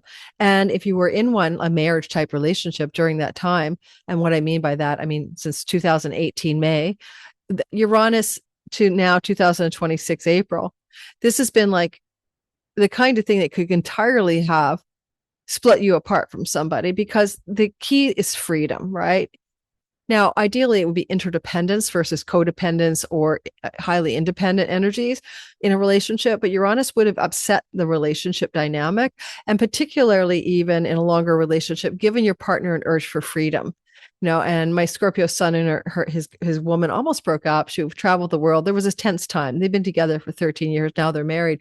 So it's that vibe, right? Now you survived it because you allowed for the idea of freedom in the relationship. Sometimes that could have been a marriage sabbatical, allowing for polyamory if it was necessary, allowing your partner to have a huge amount of freedom in their life in order for that relationship to likely have made it. If you were single during some of that 7 years, then you attracted unusual, erratic, eccentric partners to you, maybe ones that were too erratic. You couldn't predict what they were saying. I'm hot and I'm cold. I'm in and I'm out, good old Katy Perry.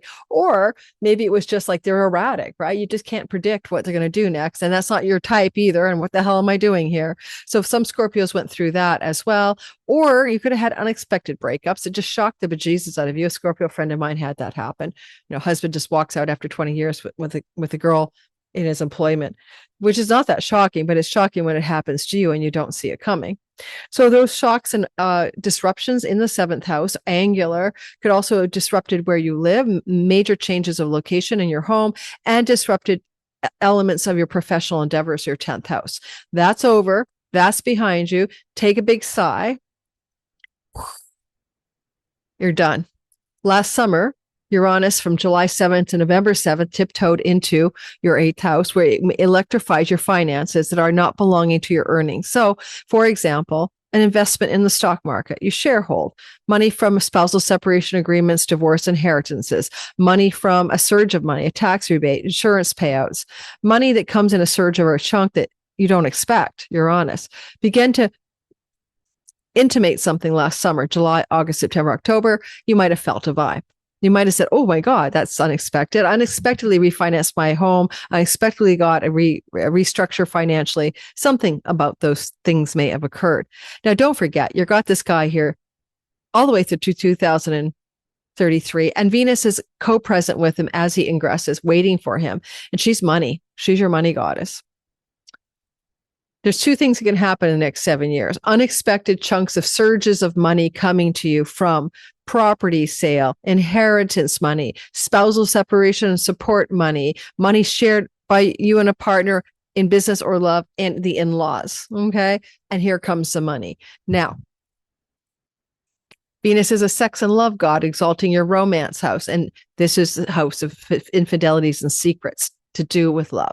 Therefore, you may have some unexpected surprises on the horizon in the next 7 years about betrayals and infidelities. I don't know if you're the infidel or the other person who's doing the infideling here, but that's something I have to warn you about. But you're going to learn and grow from it, should it be true.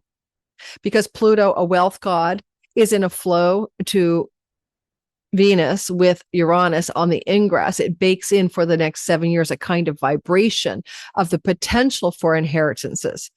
Unexpected inheritance money coming your way from the family of origin. Why is it unexpected? I don't know. Or it could be like, yeah, it has to be that you don't really necessarily anticipate it at the time.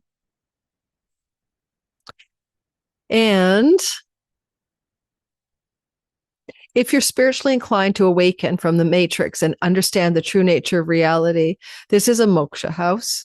It opens up the 12th house of spiritual liberation, the 4th house of spiritual liberation, and the kind of liberation of the 8th house is disidentifying from the egoic structures, that you are not the self you think you are. You are vaster, deeper, more spacious, more still, that the character of you is only a small, finite part. It's a tip of an iceberg, and the true you is the depths below. If that's something you're looking to experience or understand, then that's something that can show up for you in the next 7 years.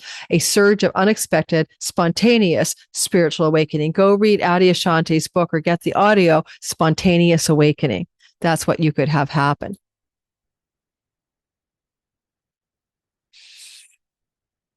The ruler of the actual event of the ingress is Mercury in your 6th house.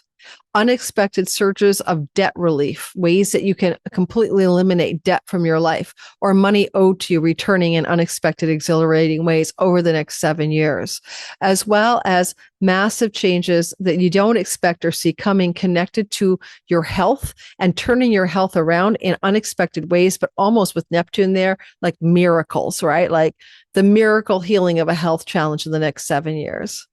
You may also experience unexpected surges and changes regarding your profession and your job connected to chunks of money. And I can make so many examples with the North Node in the house of good fortune on the ingress, Mercury ruling the house of windfalls. You come into some chunk of windfall. It could even be a lottery win, for goodness sakes. And it changes your professional job direction because, hey, you got enough money to follow a path that you really want. Jupiter in the house of dharma and purpose and meaning, calling you to maybe go back to school or go to university or study again or find a deeper, truer path or calling in life. So coming into money serves a movement towards work that is aligned, that feels purposeful and meaningful. And over the next 7 years, sudden opportunities for that to happen because unexpected money arises on your doorstep is not unexpected by me, but the timing is unpredictable.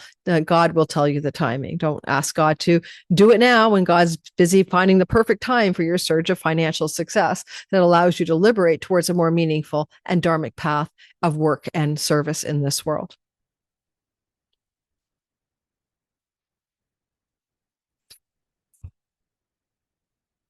Venus.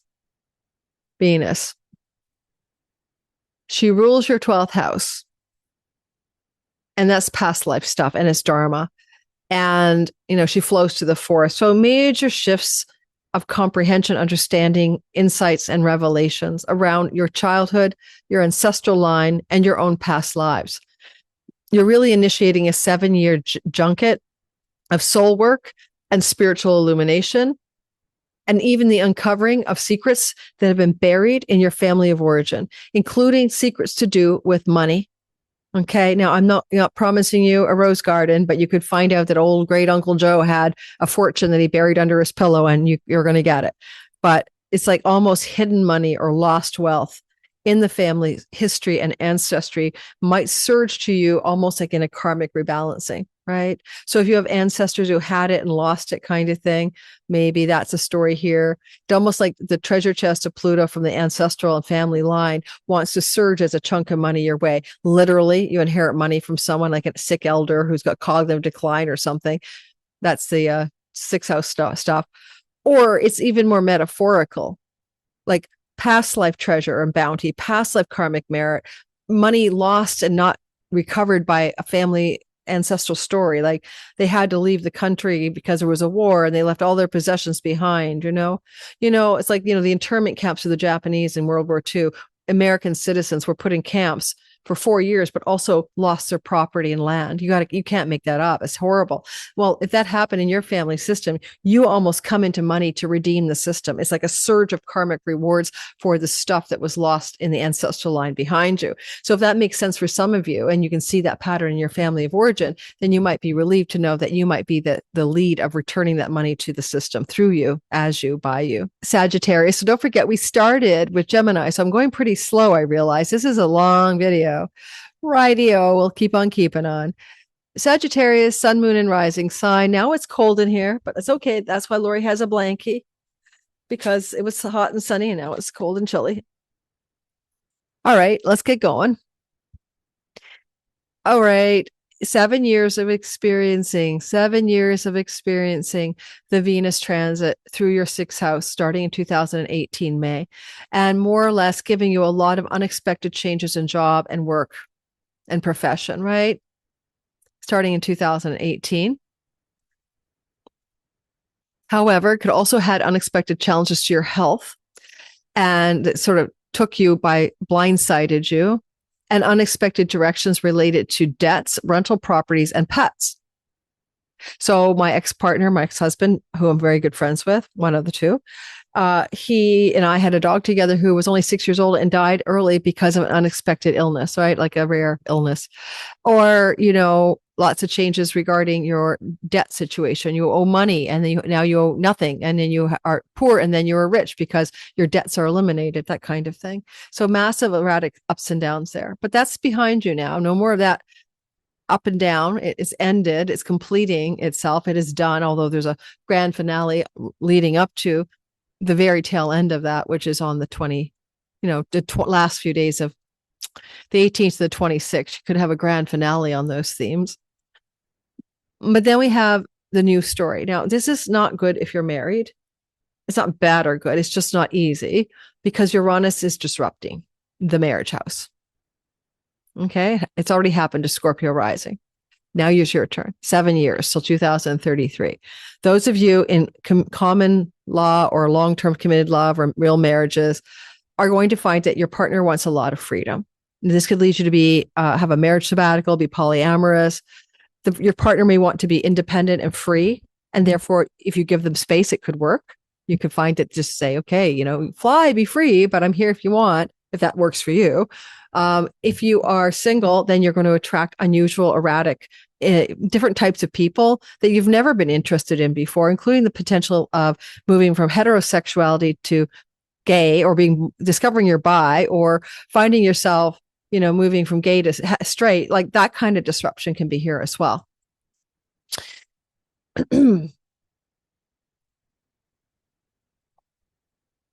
Your audience, clients, and marketplace are going to be very different.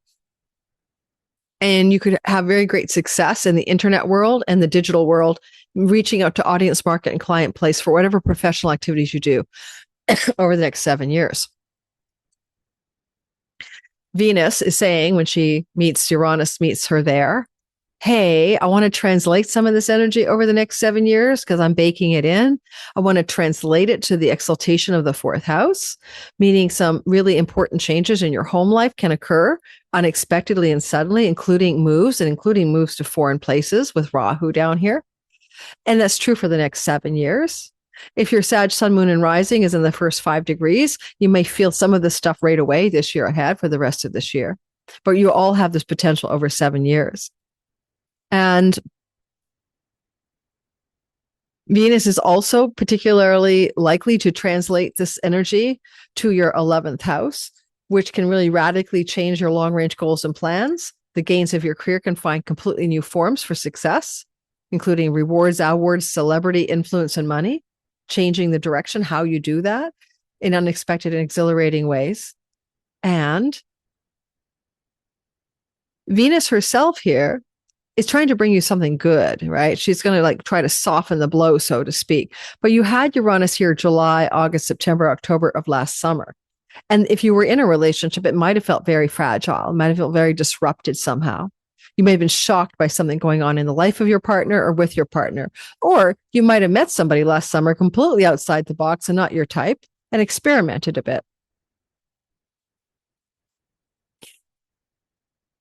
Mercury is the ruler of the storyline. He rules as well your 10th house and the 7th house. And he's coming from the 5th. A lot of you might want to move into artistic, performing, creating, types of professions over the course of the next 7 years, or become entrepreneurial and start your own business. When it comes to love, sex, and romance, over the next 7 years, Mercury is definitely adding some spice to the soulmate story, but also you're going to bring love and relationship and soulmate and heal a chironic wound about love, sex, and romance, likely, but you're going to bring it through the unique, original, and unconventional way that you love someone, that they love you, or the nature of the types of partners you choose. So you're going to think innovative, unconventional, breaking the mold, breaking free of patterns you've had in the type of love partners you've chosen. You're going to pioneer into new love, new types of love, new territories of love, and maybe once and for all heal that chironic wound about love that's been plaguing you since 2019, particularly romantic love and sexual love. You can unexpectedly produce a child with a romantic partner or as a part of a duo. So unexpected fertility, unexpected pregnancy may be a theme for younger Sages. Watch out for that in the next 7 years.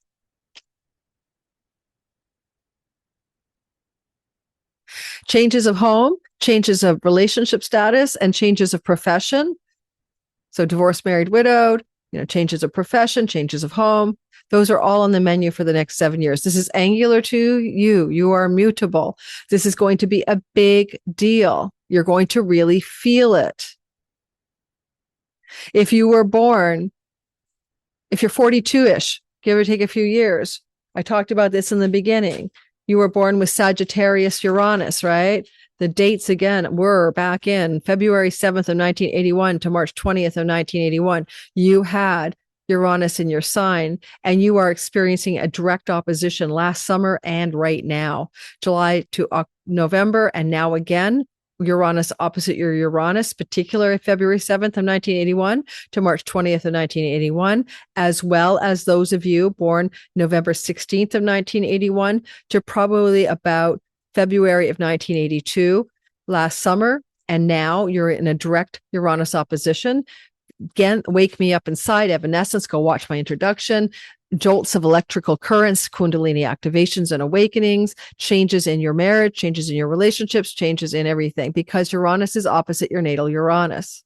So this is a midlife wake-up call. Now, anyone going forward for the next 7 years, then you're looking at your age cohort being then also, in a broader swath of time, like November 16th of 1981 to December of 1988.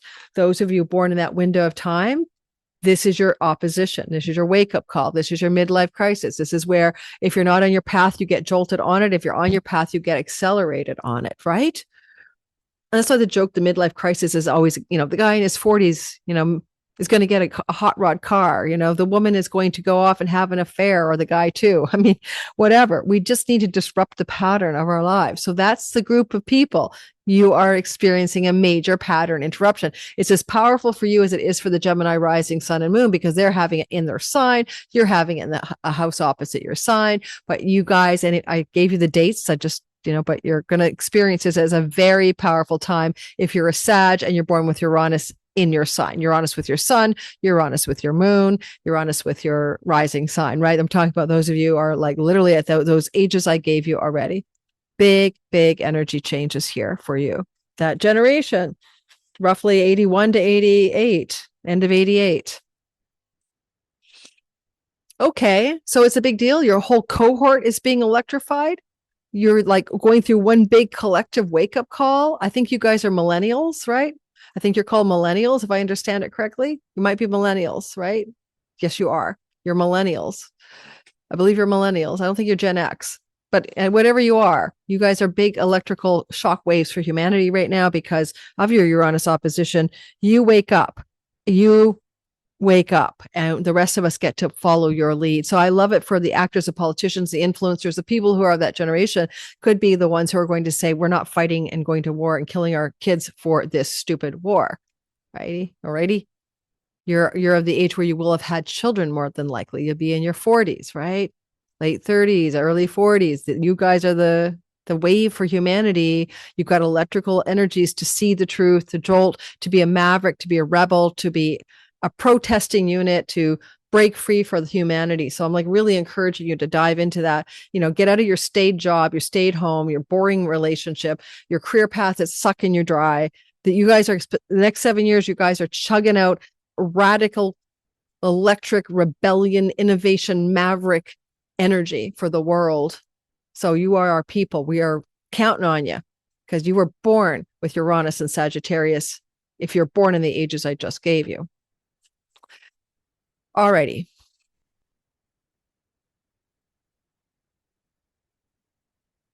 Venus rules the house of windfalls, and Mars with Mercury is in the house of good fortune.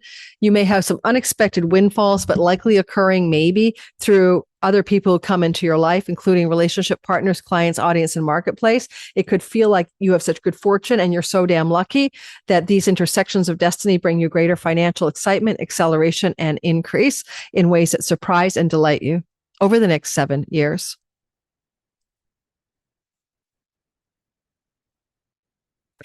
Capricorn, sun, moon, and rising. I would get up and close all the cold air in here, but if I do Cappies, I'll forget to record. I think I forgot Leo, so that's painful for me to go back and do it and insert it. It is your story, Capricorn, that you finished up a trine of Uranus moving through Taurus that began back in 2018 May and finishes completely this April 26th of 2026. This was very electric energy, but you tried to welcome it from the 5th house, Capricorn. It could have brought you into unexpected, exhilarating sexual and romantic encounters starting in 2018 May, outside the box, right? Of a different cloth. Romantic sexual liaisons, they came on swiftly and unexpectedly. Major changes in your relationships to your children and major surprises and disruptions in the life of your children. If you are of childbearing ages, maybe major unexpected pregnancies for you and a partner during that cycle. As well, this is your inspiration, your muse, your entrepreneurial business instinct, your joy and your pleasure and your fun. And all of a sudden, Uranus says, let's do it differently. Let's have erratic, unexpected, and non-traditional ways of doing all of that. And with Uranus here, some of you might have come into windfalls of some sort, like winning money, right? Especially as Venus kept joining Uranus here. There's still one last chance, like the 18th of April to the 25th, you could still come into a major windfall. All right.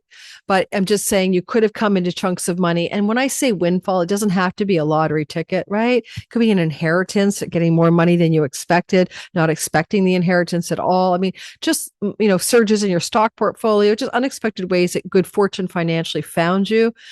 And you might have doubled or tripled the amounts of money you had between 2018 and now. That would have been an ideal situation to take advantage of. This could have been a story for some Capricorns. Now, that story's coming to a close. And now you're going to move into the new 7-year cycle. You had a taste of it last summer, July 7th to November 7th, the taste of the disruption in your house of work, health, pets, tenancy, and rental agreements. This is your 6th house. Things to do with your debts owed to you or owed to another, indebtedness, paying off debts, debts being paid down.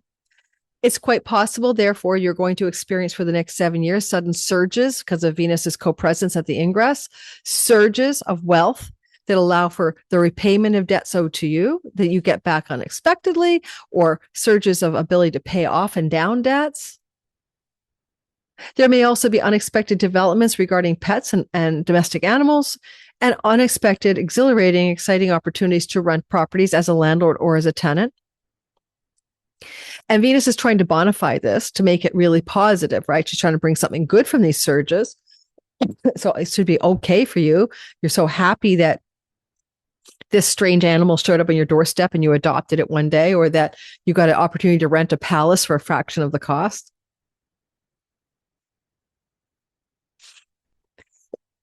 This is what happens when you talk for a living. You damage your vocal cords.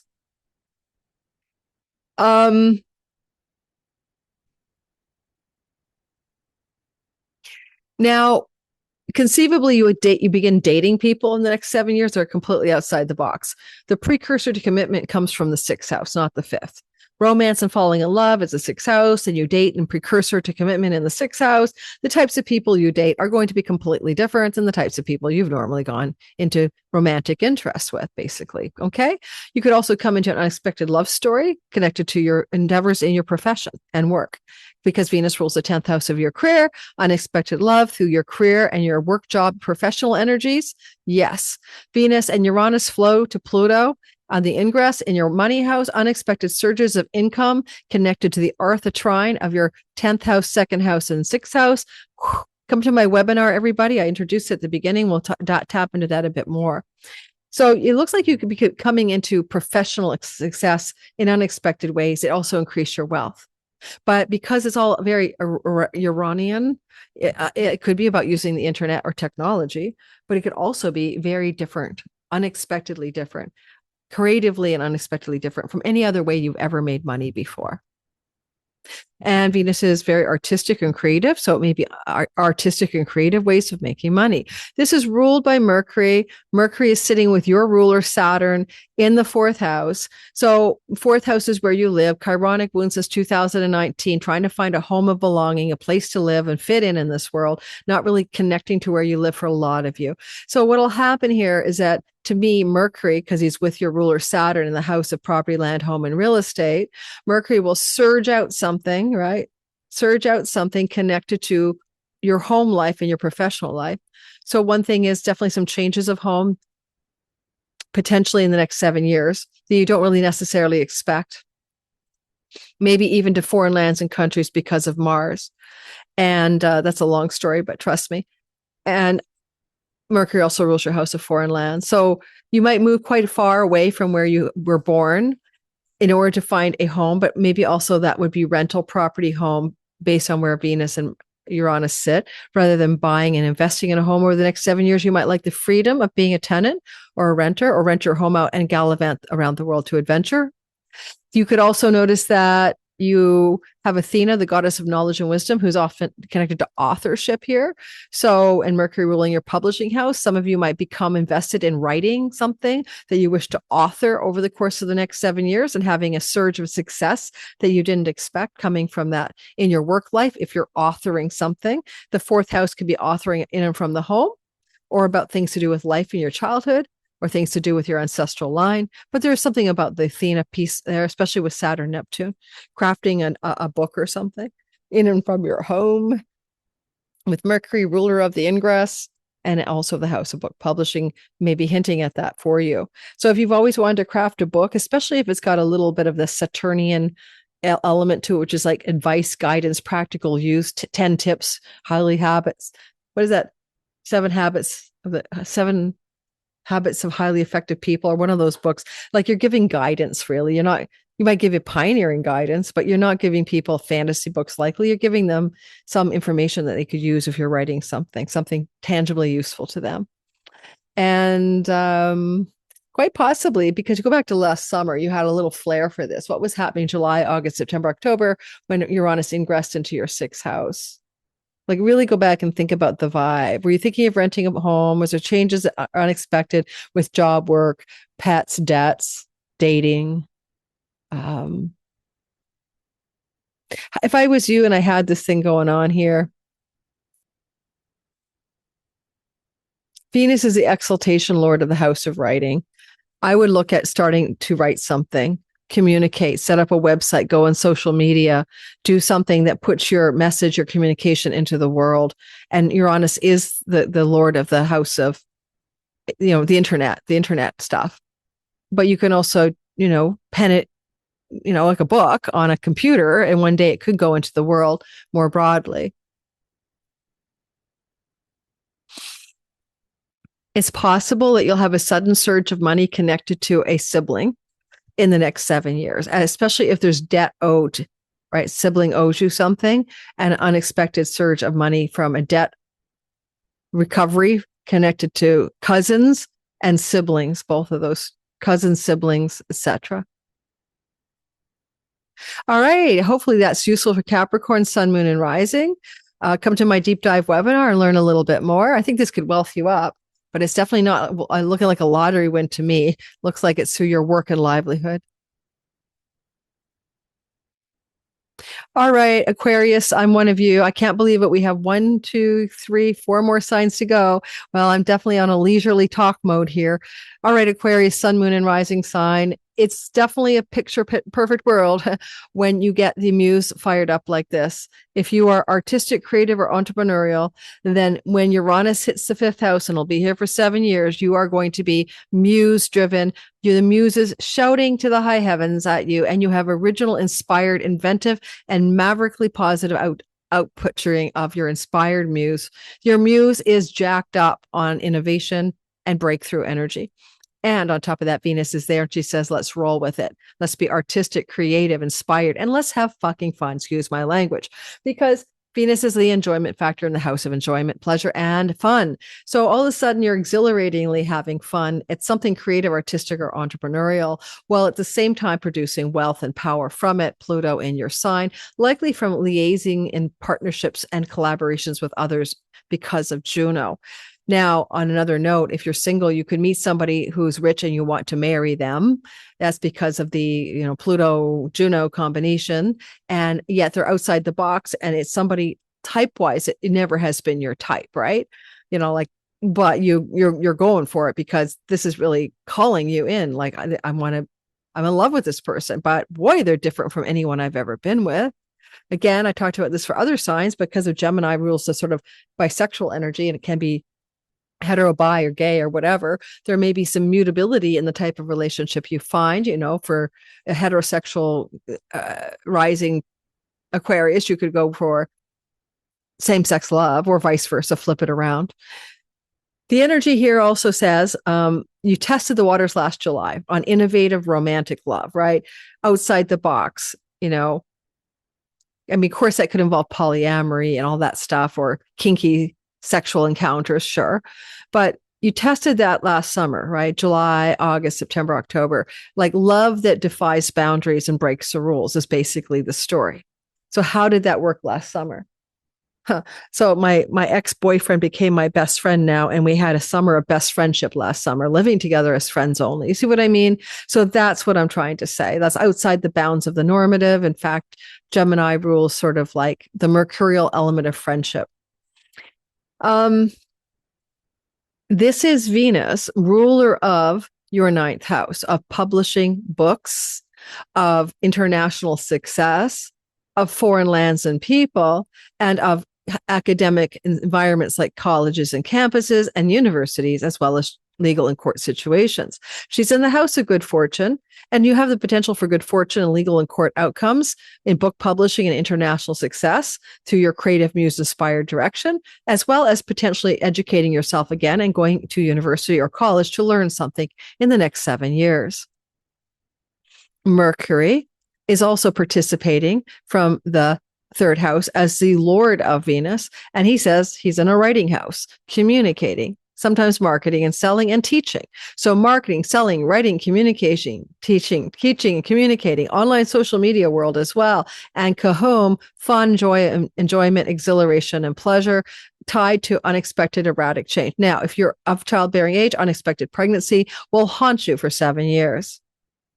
Unexpected birth of grandchildren, conception of children, your children conceiving children unexpectedly, leading to unexpected grandchildren showing up, including twins in the next 7 years.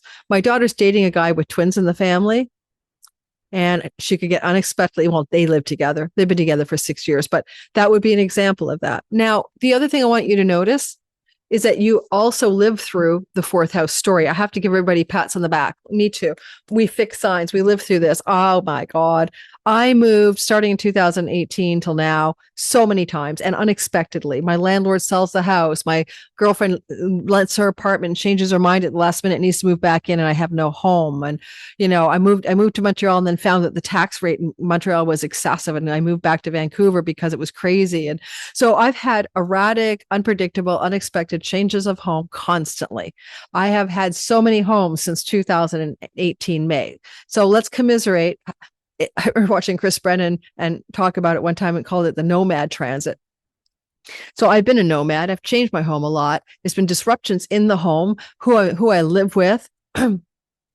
Domestic situations have been highly erratic. Private life and domestic life has been highly erratic since 2018. That's behind us now, but it also could have changed your career path. It could have changed your relationship status, all of that. I got a divorce during that cycle. I became a professional astrologer during that cycle.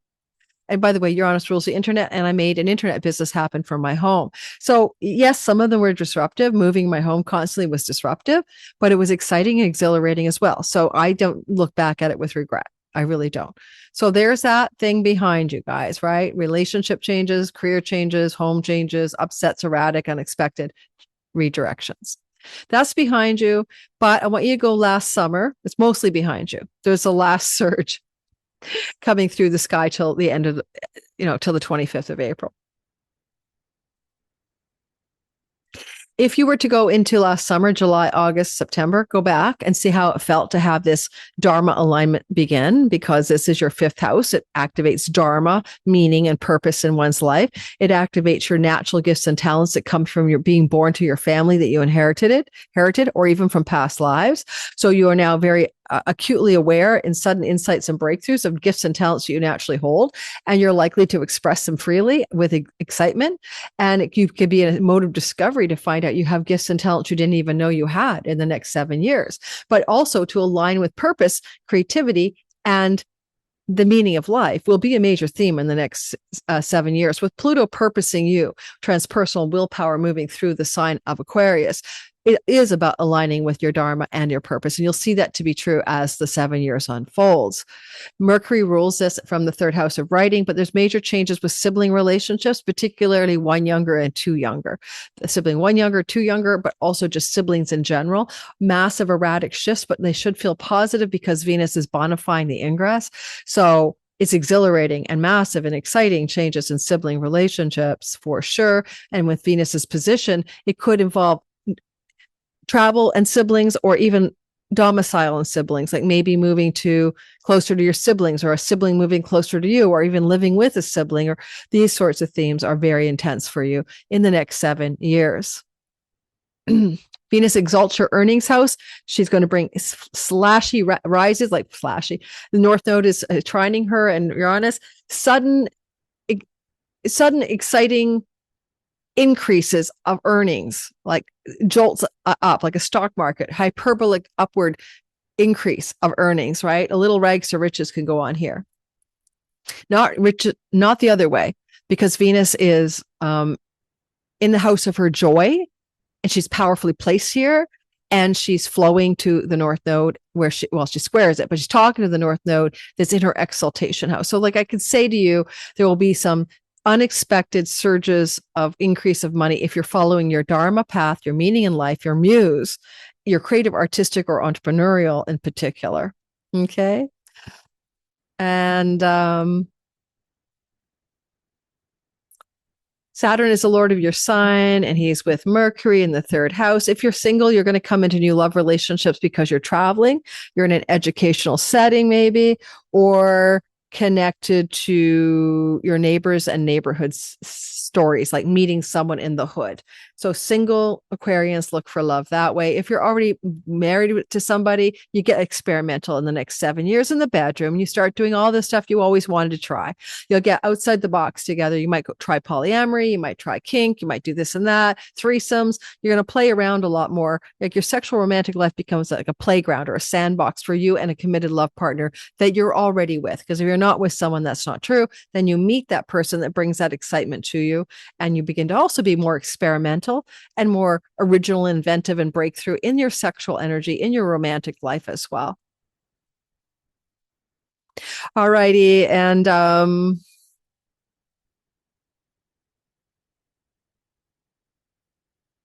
And you could fall for a foreigner. Okay. You might fall in love with someone from a foreign country. Venus rules the house of the foreigner. So for singletons, look for love in a foreign land or from a foreign person, or love because you're traveling under the Tuscan sun and you meet your soulmate or something like that. Alrighty. Let me know how it goes, Aquarius, Sun, Moon, and Rising. If you're already married, it's just more like freedom in your sex and love romance, right? Maybe your partner, you want to try polyamory or a marriage sabbatical or something outside the box together. All right, Pisces, Sun, Moon, and Rising sign. We're down to the last three. This is kind of a story where I wonder if you want to reflect back first, right? Because you went through a nice flow. You might have enjoyed when Uranus was moving through your third house, because it would happen in 2018, closing out now, right? You could have come into some exhilarating, exciting opportunities to write, teach, market, sell, use the social media online world to create money. Had some unexpected changes of neighborhood or relationships with siblings that may have gone in erratic ways. Those are things that you were dealing with since 2018 in the Taurus storyline. And that's coming to a close at this time. It's just coming up to its final, decapitation algorithm in the rest of April before the 26th. So you could still have some surges, surprises connected to siblings, connected to neighbors and neighborhood, connected to your online world. But that's coming to a close now, and you're moving away from that.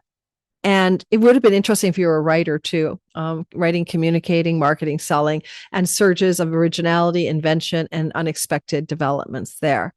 And also travel opportunities coming your way unexpectedly, and on we go. And unexpected love relationships that you met people in those years because you were traveling or because you were wandering the neighborhood. I have a Pisces friend who met one of his girlfriends just wandering down the neighborhood and meeting on the street, right? And they stayed together for 5 years during that cycle of Uranus in the third house. So that makes a lot of sense.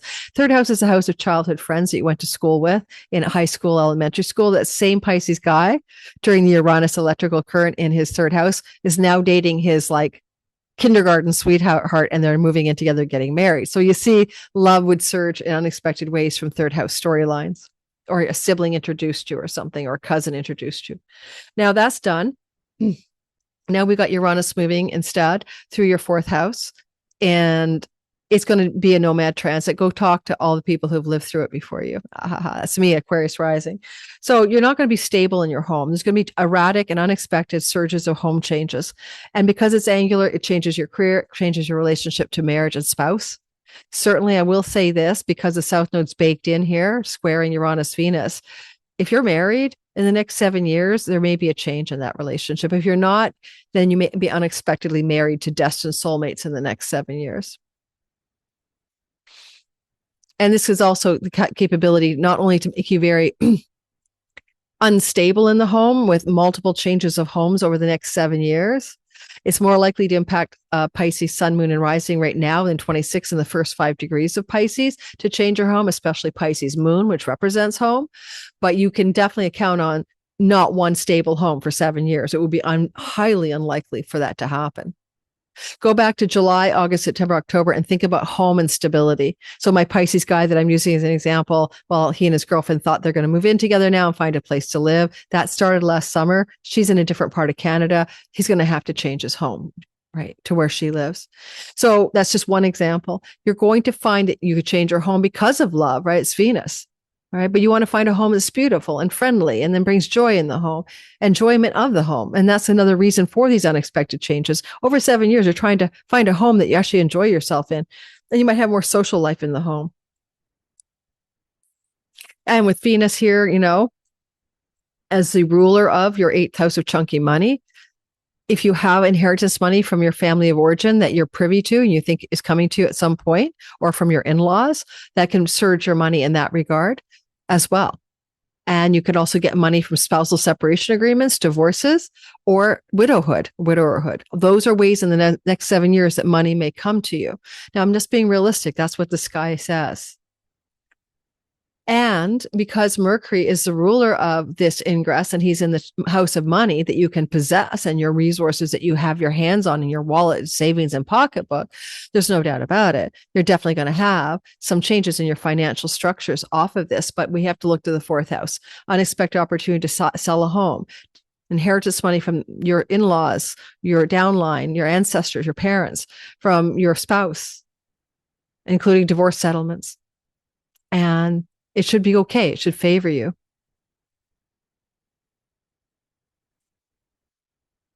And, Venus is the exaltation lord of your 1st house, of you. So she's doing her best to support you, to grow you into something positive as all these domestic changes are happening.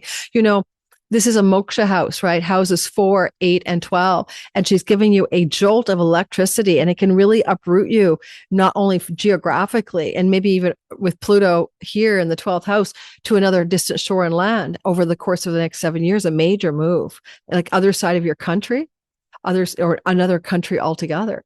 But what's also fascinating to me about that is that it's also possible that you're going to have spiritual illumination, but it's going to be anchored in what's the word I want? Ripping up the Velcro and looking at underneath the trap door in your basement of your dark night of the midnight hour family of origin, childhood, growing up. Illumination, freedom, breaking free and through the cultural norms, the tribal norms, and the family patterns and ancestral stories that kind of make you your own worst enemy, your saboteur, you undo your life because you haven't investigated not only your past lives, but your family of origin growing up and how it may have created situations in your life that you were not your best ally. You were kind of your own worst enemy at certain times. Now that's ending. This is going to uproot that. And that's going to really change how you operate in the world. I'd suggest doing some family constellations work or ancestral healing work under the sky for the next 7 years.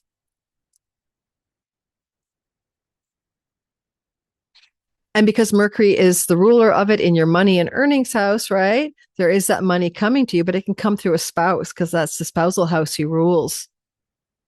So again, is it a divorce settlement? Is it widowerhood over the next 7 years? Is it in-law money through your spouse's family? Those are all very possible. That allows you to also increase your pocketbook by those means as well.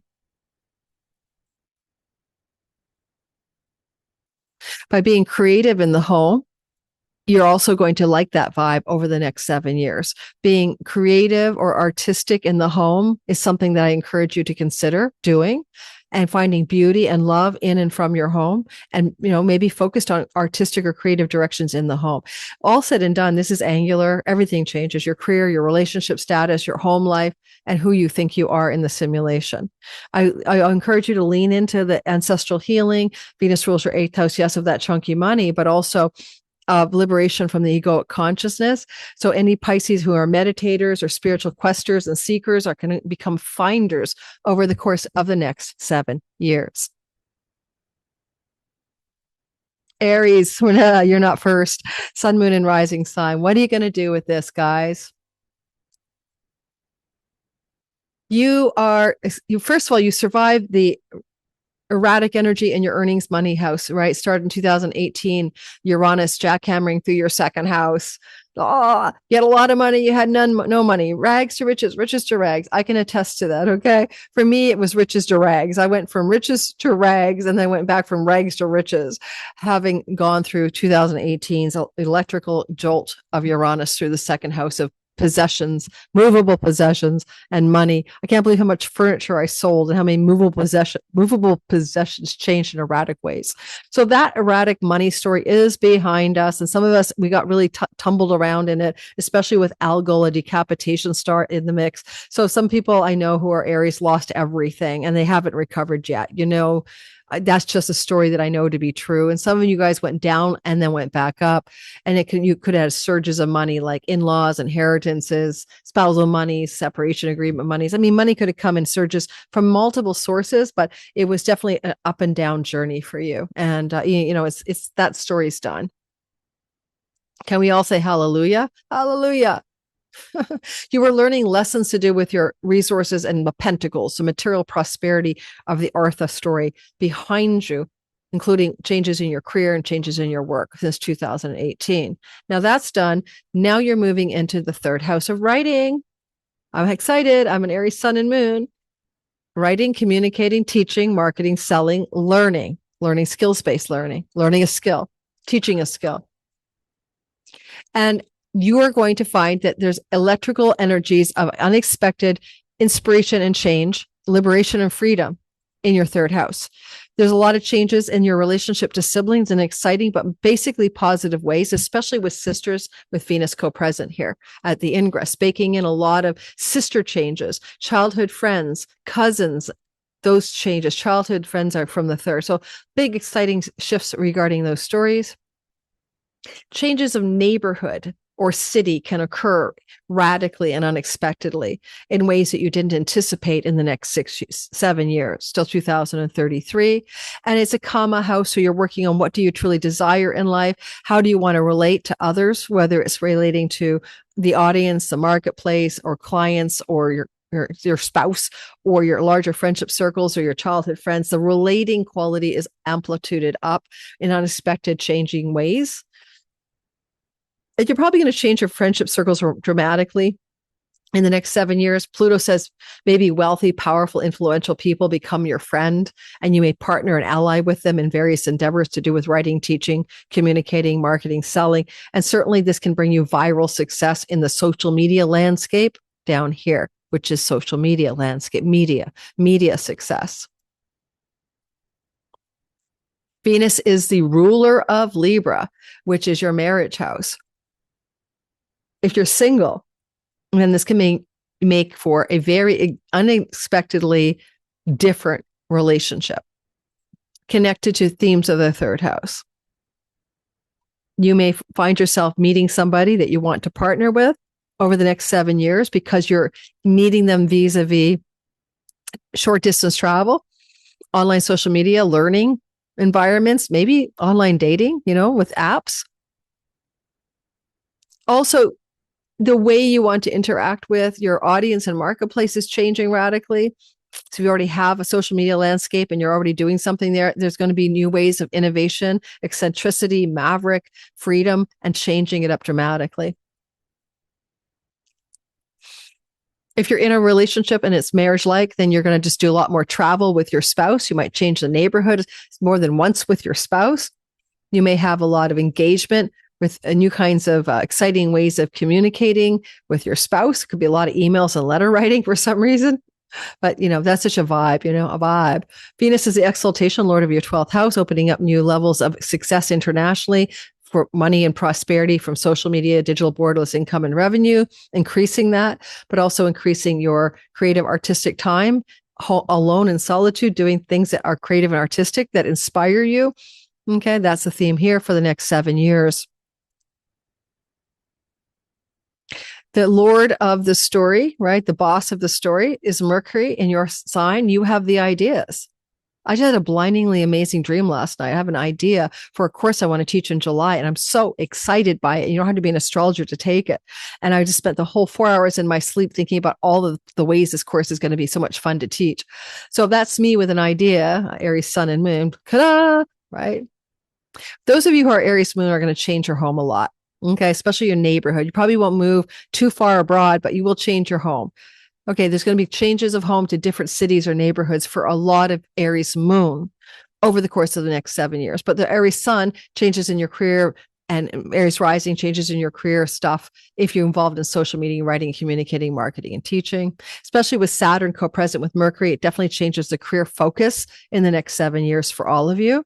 But you're moving in a direction in which Mars is saying, you've got this, you're motivated, you're excited. It's a long game, but you're changing your career direction.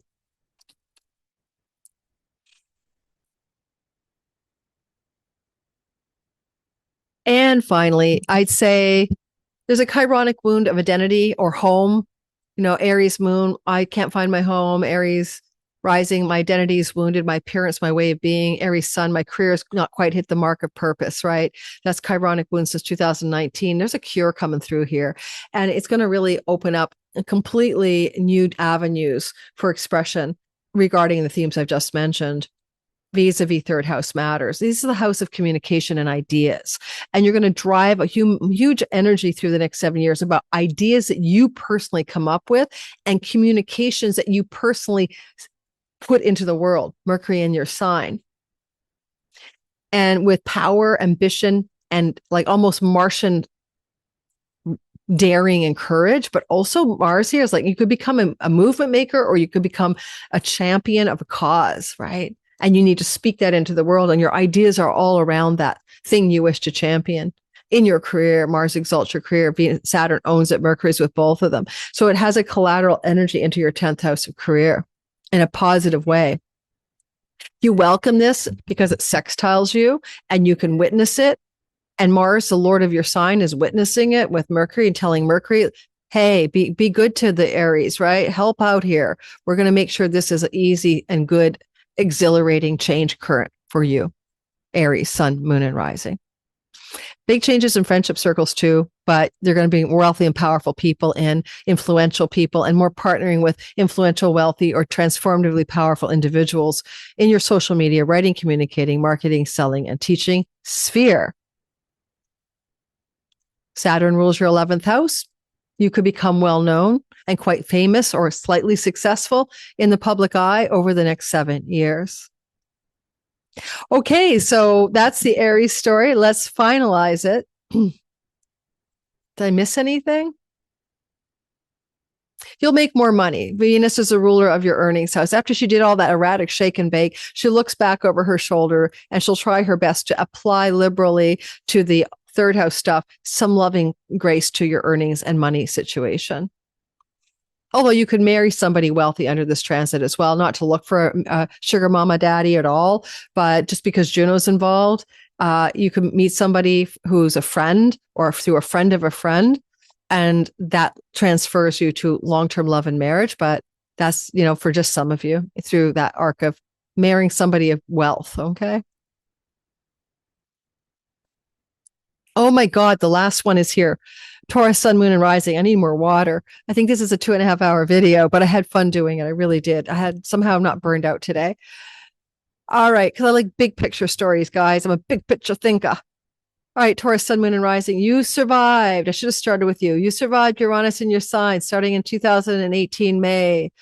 And then he dipped out in October, but came back full on in spring of 2019 and is completing the journey now. Now, you might want to go back to July, August, September, October, because you might have felt better or different last summer because, that was when Uranus left your sign. But you could have had Kundalini awakenings, spiritual activations, nervous system disruptions. I have a Taurus guy friend I know, shaking and nervous system, and they can't find out what's wrong with him. And I told him that magnesium, and plus he probably has undischarged Kundalini. That's not quite over until the end of April, till April 25th or so, right? You're still in it if you get this video before then. And so take care of your nervous system. My Taurus son daughter one day were like, Mom, my hand's all shaking. I said, electrolytes, girl. So you got that system, energy, unexpected surprises. You were one of the fixed sign squares, and like the Aquarius, Scorpio, and Leo, you were under the energy of it intensely during that time frame, and it may have changed your home and where you lived more than once since 2018, and your relationship and who you partnered with more than once, and your career and what you aspire to do in purpose and career, lots of erratic changes, right? And if you were in school during that time, then you changed your majors and stuff like that. I know a Taurus who lost his wife. She had a sudden catastrophic heart attack, unexpected chaotic disruptions to your long-term committed seventh house of love. Because when Taurus, you had Uranus going through your sign, it was looking right across at the marriage house, you see? Right? Or you picked extremely weird people through the lens of experimenting and being like innovative and risky, erratic energies. Yeah. Anyway, it's over. And now it's your money house. Now you can talk to anyone who's lived through this before, right? So you want to talk to Aries, Sun, Moon, and Rising because they've lived through this before you. A huge amount of change in how you make money. You'll have some rags to riches and some riches to rags. If you're already ragged out, then you'll get rich. And if you're rich, you'll get, ragged out to the rags, but then you come back again. It's going to be like that. It's going to be staccato energy, jagged energy, erratic energy regarding income and earnings. Now, the good news is that like you experienced some of it in the summer, right? You went back to July, August, September, October. What was your money situation like? It's also the house of what you put in your mouth, right? So there's going to be changes of diet as well, especially pleasures, including addictions. But if you want to consider that now Venus is here at the ingress, she bakes it in, right? She's going to say, I'm going to kind of temper this whole story for the next 7 years to 2033 with my vibration. What's her vibration? She wants to find you work. This is an Artha house for earnings. And she says, let's get you the dream job. Lots of changes are going to be jolting through here to find you work that you are unexpectedly, surprisingly enjoying, that you had no idea that you could make money this way and have fun. And because, of course, it creates flow to Pluto wealth and also partnership in the 10th house, this can lead to all kinds of exciting developments in your career. So it's really going to propel you. And you could also be married to somebody in the next 7 years through your work and professional endeavors if you're single, right? Or you could be married to your work and powering up here. So it's going to bring you a lot of energy around success and change in your money connected to your livelihood, your job, your work, and your career path. And it's just started. And you might have had some flavor, a little bit of it in the summer of last year, but it's really game on until 2033. Ready, set, go. Venus is the exaltation lord of your 11th house of great gains. That can be fame. That can be rewards and awards. It can be raises and promotions. It can be influence and power. People in places of power will want to help you rise up to greater levels of success. You may also have some exciting changes in money stories connected to a sibling one older than you or friends in general. And Venus is also the ruler, as I said, of your 6th house, but you can possess a movable possession like a pet. And so you have some exhilarating and unexpected surprises regarding pets, especially if your sun, moon, or rising is in the first 5 degrees of Taurus. This year could bring an unexpected pet, if not the next year or the year after, as we go through the next 7 years and get to the end degrees of Taurus. Unexpected, exciting, exhilarating opportunities to possess a certain type of pet or a pet could occur in positive ways. Health challenges that have to do with anything can come out of the blue, but they're likely connected to dietary habits and styles, and Venus will easily help you remedy it. This is a 2nd house story, right? It is your face, so be careful. So face and throat and mouth and nose. No, because she's beauty, right? And Uranus is eccentric. Last thing you need to do is to do crazy facial beauty routines. Be careful. I don't know, maybe I shouldn't say that, but you might want to change your facial appearance in some way that's very original. That's all I'll say about that. This is ruled by, at the ingress, Mercury in the house of self-undoing and addictions. Also money made in distant shores and foreign lands from international revenue and borderless income, or for working for a foreign company or in a foreign land. So you can make money in those ways, in a foreign land, with a foreign company, international borderless digital revenue online in the next 7 years. And you may even, under this kind of sky, change your dietary habits because you realize you've got an addiction to something, right? The 12th house is like, you're your own worst enemy. And you got to stop doing the thing you're doing in your nose and mouth, and you stop. So you can have breakthrough in the next 7 years. I know it's a long time, but it could happen earlier than that, around just completely abandoning the thing that you know you shouldn't put through your nose or mouth, right? That's bad for you. There's another siren. Not even a full moon. Nope. It's a gibbous moon. All right. Mercury rules your house of pregnancy and love. He's basically the lord of the ingress. And Venus is a fertility goddess. And she squares the house of love and conception with the south node. Long story short, and the moon's baked in there. You and your partner, depends on your age, and a man, you're sperminating everybody, and you get babies made any old age most of the time. So you could unexpectedly impregnate somebody as a male Taurus. And if you're a female Taurus, right, you can unexpectedly get pregnant starting on April the 26th and lasting 7 years. So I'm cautioning, if unexpected pregnancy ain't your gig, go birth control or don't go into sex at all. And I know birth control can fail, and that would be the surprise. So fertility can unexpectedly occur for you, and potentially unexpected grandchildren as well, because your child got unexpectedly pregnant under this transit. And for the next 7 years, surprising grandchildren. That's because Mercury's with the Lord of the House of Grandchildren, ruling the ingress into the second house, tapping the energy from the fifth. So yeah, unexpected grandchildren, unexpected children. That's a downside, or the upside, because these souls coming through no matter what. South Node says your children having children, you having children. These are fated, soulmate, destined kids, and they're coming through no matter what. All righty. That was a wild ride through the signs. Come to my webinar, learn more, enjoy the ride. Low battery on my Mac. I'm finishing this recording in the frigging nick of time. Like, subscribe, check me out on Patreon, everything else. I don't have an outro today. I think this is a long video. Bless you all. Mwah. And I'll see you on my next video. Lunatic astrology.